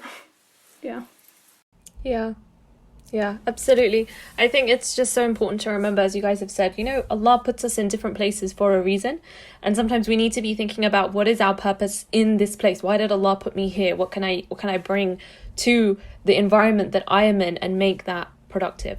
I know that Sara has told me before that Dr. Sherman Jackson, who's obviously a scholar in the US, an African American scholar, has actually explicitly stated that, a Muslim's presence in non-Muslim majority countries, in Western countries, should be for the sake of da'wah. And many times I think that objective is often lost by Muslims who are kind of seeking to establish themselves and are thinking very much about what they can achieve in the environment that they're in.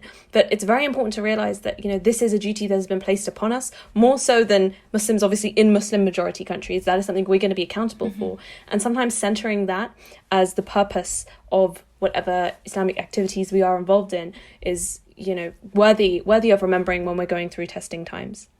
Yeah. Actually, it's interesting that you mentioned that bit about Dr. Jackson, because this is from his paper, which I'm blanking on the name right now, but if I find it, I can link it in the podcast notes. But it's this, basically, I think it's like Muslims in the socio-political reality in the West or something like this. But he's basically, because this is like a historical fiqhi conversation of whether it's permissible for Muslims to live in a not only non-Muslim majority area, but the polity is a non-Muslim state, and whether it's even permissible, because there are people who say that it's not. And in this paper he goes through historical fatwas and these conversations between scholars, and he ends with the conclusion that and this is the mainstream conclusion, which is that it's permissible with the condition that you're doing da'wah in those areas. So that is it's kind of a wake-up call, right, to the fact that it's not enough to none of us are just living this kind of passive existence in these places, but there's actually, and it's not also that this role is only delegated to scholars or to who we can consider community leaders. It's just any individual Muslim who's living in a place where it's a non-Muslim majority area. They have this individual responsibility to be engaging in that. Back to kind of these concluding points, and I want to wrap up with this, which is that we acknowledge that this is, kind of that mission that we have to keep in mind, that it is about, knowing our deen better and keeping in mind what is Allah's hikmah, and recognizing what Allah wants us to do in our specific context and with our own roles. So then understanding that, how then do Muslims whether it's in Europe or anywhere where they're a minority, how do we maintain our faith considering these challenges? And I also want to hear from both of you how you see the role of ACHIME and what role ACHIME plays in helping Muslim youth achieve that. Yeah, I think what I was saying before. For me, the most important thing is to stick to the basics. Of course, sometimes we can argue about intellectual academics or whatever. We can have huge debates or whatever, big papers being written about different topics. But at the end, we really need to make sure our salah is on time, or our prayer is good. We have that connection, our remembrance of Allah through dhikr, through remembrance, or through reading of the Quran, connecting with our community. I think one of the best, the most beautiful thing of our religion is that it's not only understood individually. Like if you only practice Islam at an individual level, you're for sure like missing part of Islam. Like the community level is necessary. And that's part of also like the idea behind ACHIME association, like reviving that community aspect of Islam, so the girls can not only like rely on themselves like to maintain their faith, but also like have all this encouragement from other girls and other like maybe role models that they can find within the association or whatever. So I think that's really important. Like one of the, for me, like even like, yeah, we do have some public activities. Of course, we have like some fun activities, some maybe institutional activities or kind of work that we try to do. But for me, like the most important work that we do at ACHIME is our halaqa or group, study groups or whatever you want to call them. So like we meet at a weekly or sometimes like others at a monthly or bi-weekly weekly or regular, I don't know how to say that word anyway. So like the kind of like when you meet regularly, like on a weekly basis with your other sisters, like you maybe like for example, like I run a really basic halaqa with some girls, like, but you get to understand like their struggles. Like sometimes the whole problem is not that they are like they don't like or they don't feel confident or not to wear hijab, or they're not really wondering about all these big issues like seemingly incompatible with the Western values or European values, but like they don't even understand who's God. They don't even understand like the meaning of all of this or the purpose of all of this. So it's like sometimes like I get parents also like being very worried about like the bad things their kids are doing. I'm like, I don't even care about that. Like just like make sure they learn to love Allah. They learn to love their deen. Like start from the beginning. Like don't focus on the way they're dressing or the people they are hanging to. Of course, those things are important, especially like the people you hang out with. Like they at some level determine like your thinking or your values or whatever. But like if you make sure like the basic level is covered or protected and really solid, I think that's a good starting point to build. But if we don't take care of these things, and that's what also we were commenting before, like people might be confident in donating big amounts of money to mosques or these organizations, but like like youth organizations, like they're only playing like whatever. Like why do they need like the resources to begin with? Like we're already just allowing them to exist. Like how are we even going to support the crazy things they are doing? But these are the important things, like because if we don't build this confidence that we were talking about through all this podcast, we don't build this strength within the individual, we're never going to have a strong community or a strong ummah. Like we really need strong individuals to build a strong ummah. So yeah. In fact what Noha just said, and also Aisha said it before, that it doesn't matter how perfect the leader is if the network it's based on does not work. And I think we have a historical example. Like Ali radiallahu anhu was one of the best Sahabis. In fact, he would have been the first Khalifa. But when he had to be Khalifa, it failed because of the net of the people he had been ruling over. So in that sense, I think what Sara said, that this is a wonderful opportunity and all of that. I think it's like for this 1,500 years of Islam, countless Muslim young people and Muslim children used to read the Sirah or read the history of the prophets, and they're like, oh, we wished we were there, we wish we were Sahaba and all that. And alhamdulillah, Allah has given us that opportunity. Like we are in that position right now of being like our superheroes. Like we can be like our superheroes, which are the prophets and the Sahaba. In that sense, how do you become a prophet? Allah Rasul has a hadith that's very explicit about that the inheritors of the prophets are the ulama. So one of the things is that we want fast solutions, we want like shortcuts, but some of the solutions, some of the crucial solutions in fact, it's not some of them. Allah subhanahu wa ta'ala mentions one, حَتَّى يُغَيِّرُوا مَا بِأَنفُسِهِمْ. There is no other way. There is no shortcut. You can't vote for the perfect leader. You can't put money on it. There is only one way, a seed that has to grow. And until enough number of seeds has not grown, Allah subhanahu wa ta'ala will not go to the next phase. So in that sense, for that seed to grow, and for those individuals to grow, inshallah, when they grow, they will bear fruit. So a lot of the solutions will be the fruits of healthy individuals. And in that sense, one of the crucial things is ilm. And ilm, like ilm, not the ilm of now, you have a title. Like you have a degree that you probably, I don't know about other places, but you can pass some subjects and you can pass some things, cheating your way in a way. No, I mean like the real, not, and in the real ilm of before, like you have, like you get deep into something. And that, by definition, takes years. But we don't, like, one of my favorite books starts with the, and it's based in the ayah حَتَّى يُغَيِّرُوا مَا بِأَنفُسِهِمْ, start with the paragraph that says, in the Muslim Ummah you will find, is from the 70s or 80s, and this book, and it starts with, in the Muslim Ummah you will find thousands or millions of youth that are available. They will want to give their life for the deen, but no one will sit to study a topic for several years.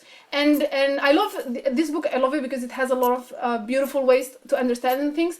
And he was like, it doesn't matter the problem you're faced with. Allah subhanahu wa ta'ala, as humans, give us the capacity to solve that problem. So for example, even natural problems like gravity, for centuries, gravity was something that you just fall to the ground and all of that. But as humans, we figure out a way to break that law. And now we have planes and we have things. So we can even break natural laws that are very big, like gravity, if we use our minds and if we are patient and we study the issues. So the problems and the ills of the society work exactly like the ills of the human body. So the same way in the Middle Ages, people thought that illness was something that Jnoon did, like the jinns or I don't know, the witches and all of that, magic and all of that. But then it turned out you can study the causes and the effects and you can make cures and all of that. The same thing happens with society. Like everything has laws, everything has rules, but you have to actually sit down and put the years of growth, of organic study, because study is not like accumulating knowledge, of course. It's also, because if you reach the conclusion with your years of study that to change something, you need to wake up to Fajr every day. It doesn't matter if you put that in every I don't know book. It will only work if you actually wake up to Fajr. And so, in that sense, yeah, I mean, we need education, but that education has to be informed by sound knowledge. It cannot be education because I think that spirituality is everything. Or no, I think fiqh is everything. No, it has to have like this global. And we have to have people who take the years to study something globally and then give.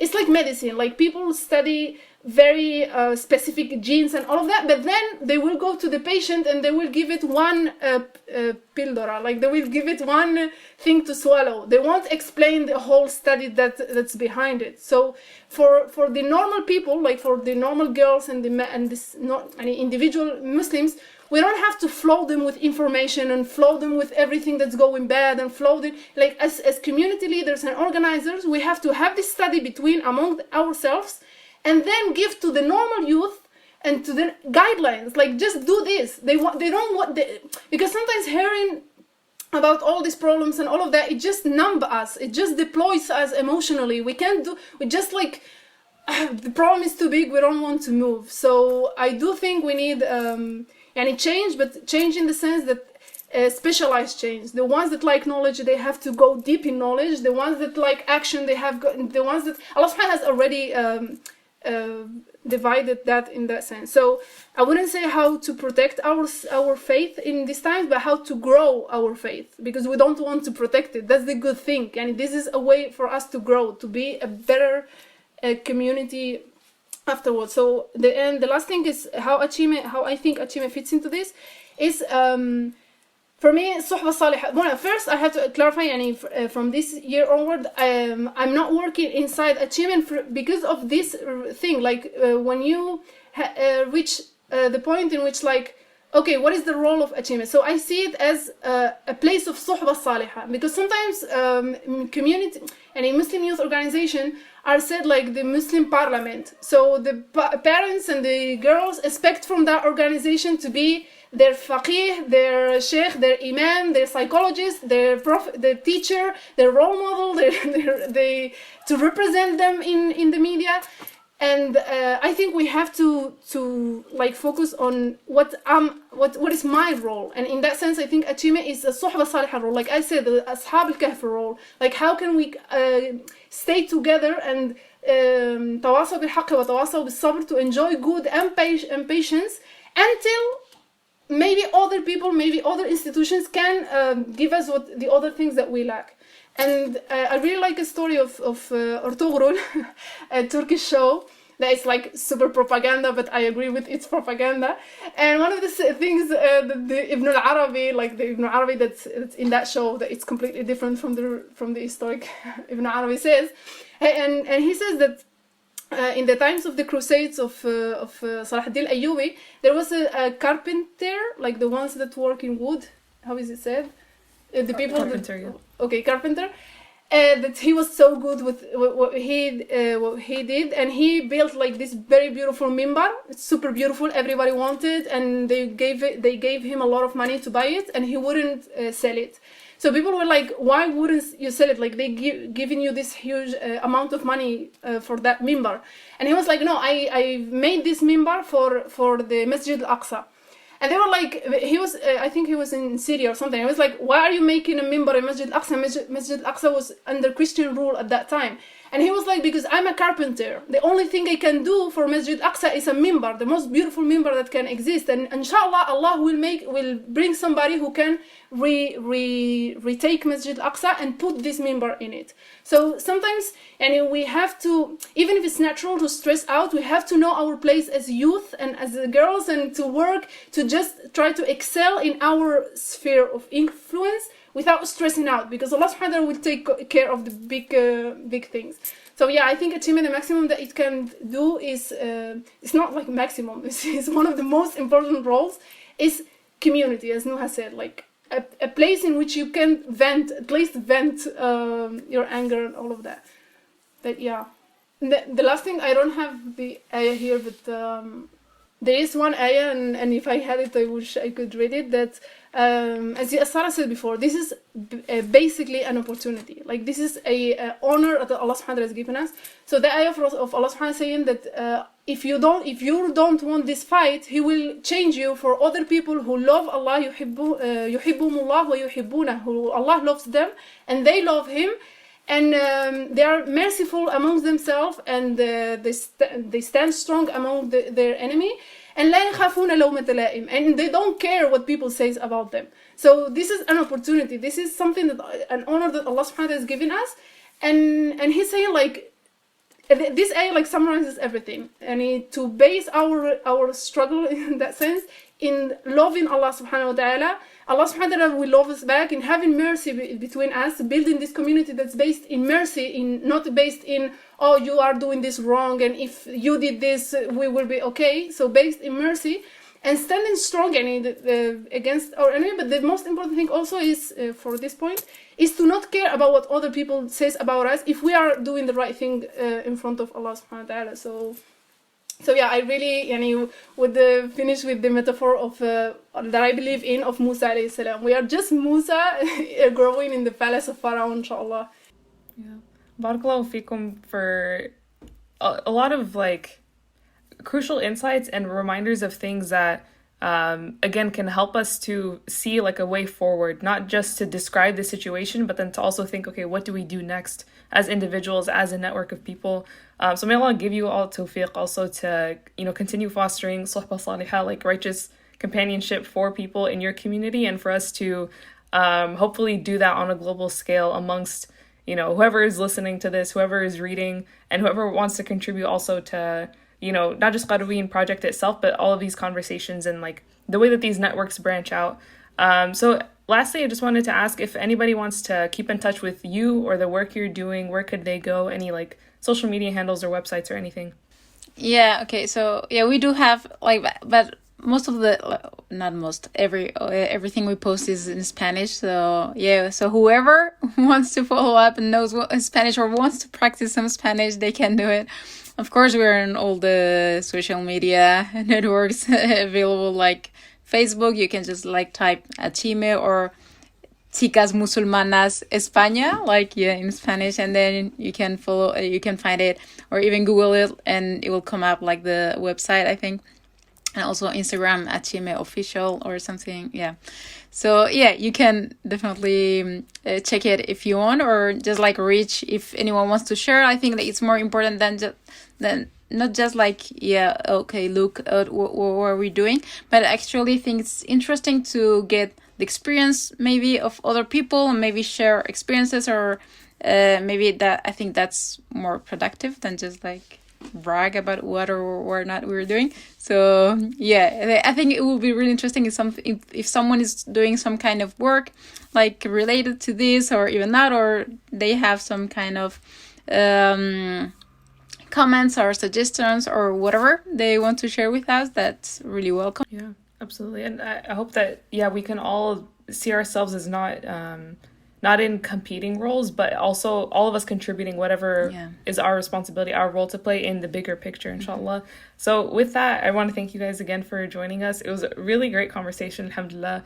And I hope that this sparks and encourages, I hope this inspires other conversations amongst people in their local communities. In terms of the Qarawiyyin project, we are continuing to post articles on qarawiyyinproject.co, and we're also on social media platforms where you can actually please like message us, reply to us, let us know your thoughts, inshallah, so that the conversation can grow. And with that, we'll go ahead and wrap up. Jazakumullahu khairan. Wassalamu alaikum wa rahmatullahi wa barakatuh.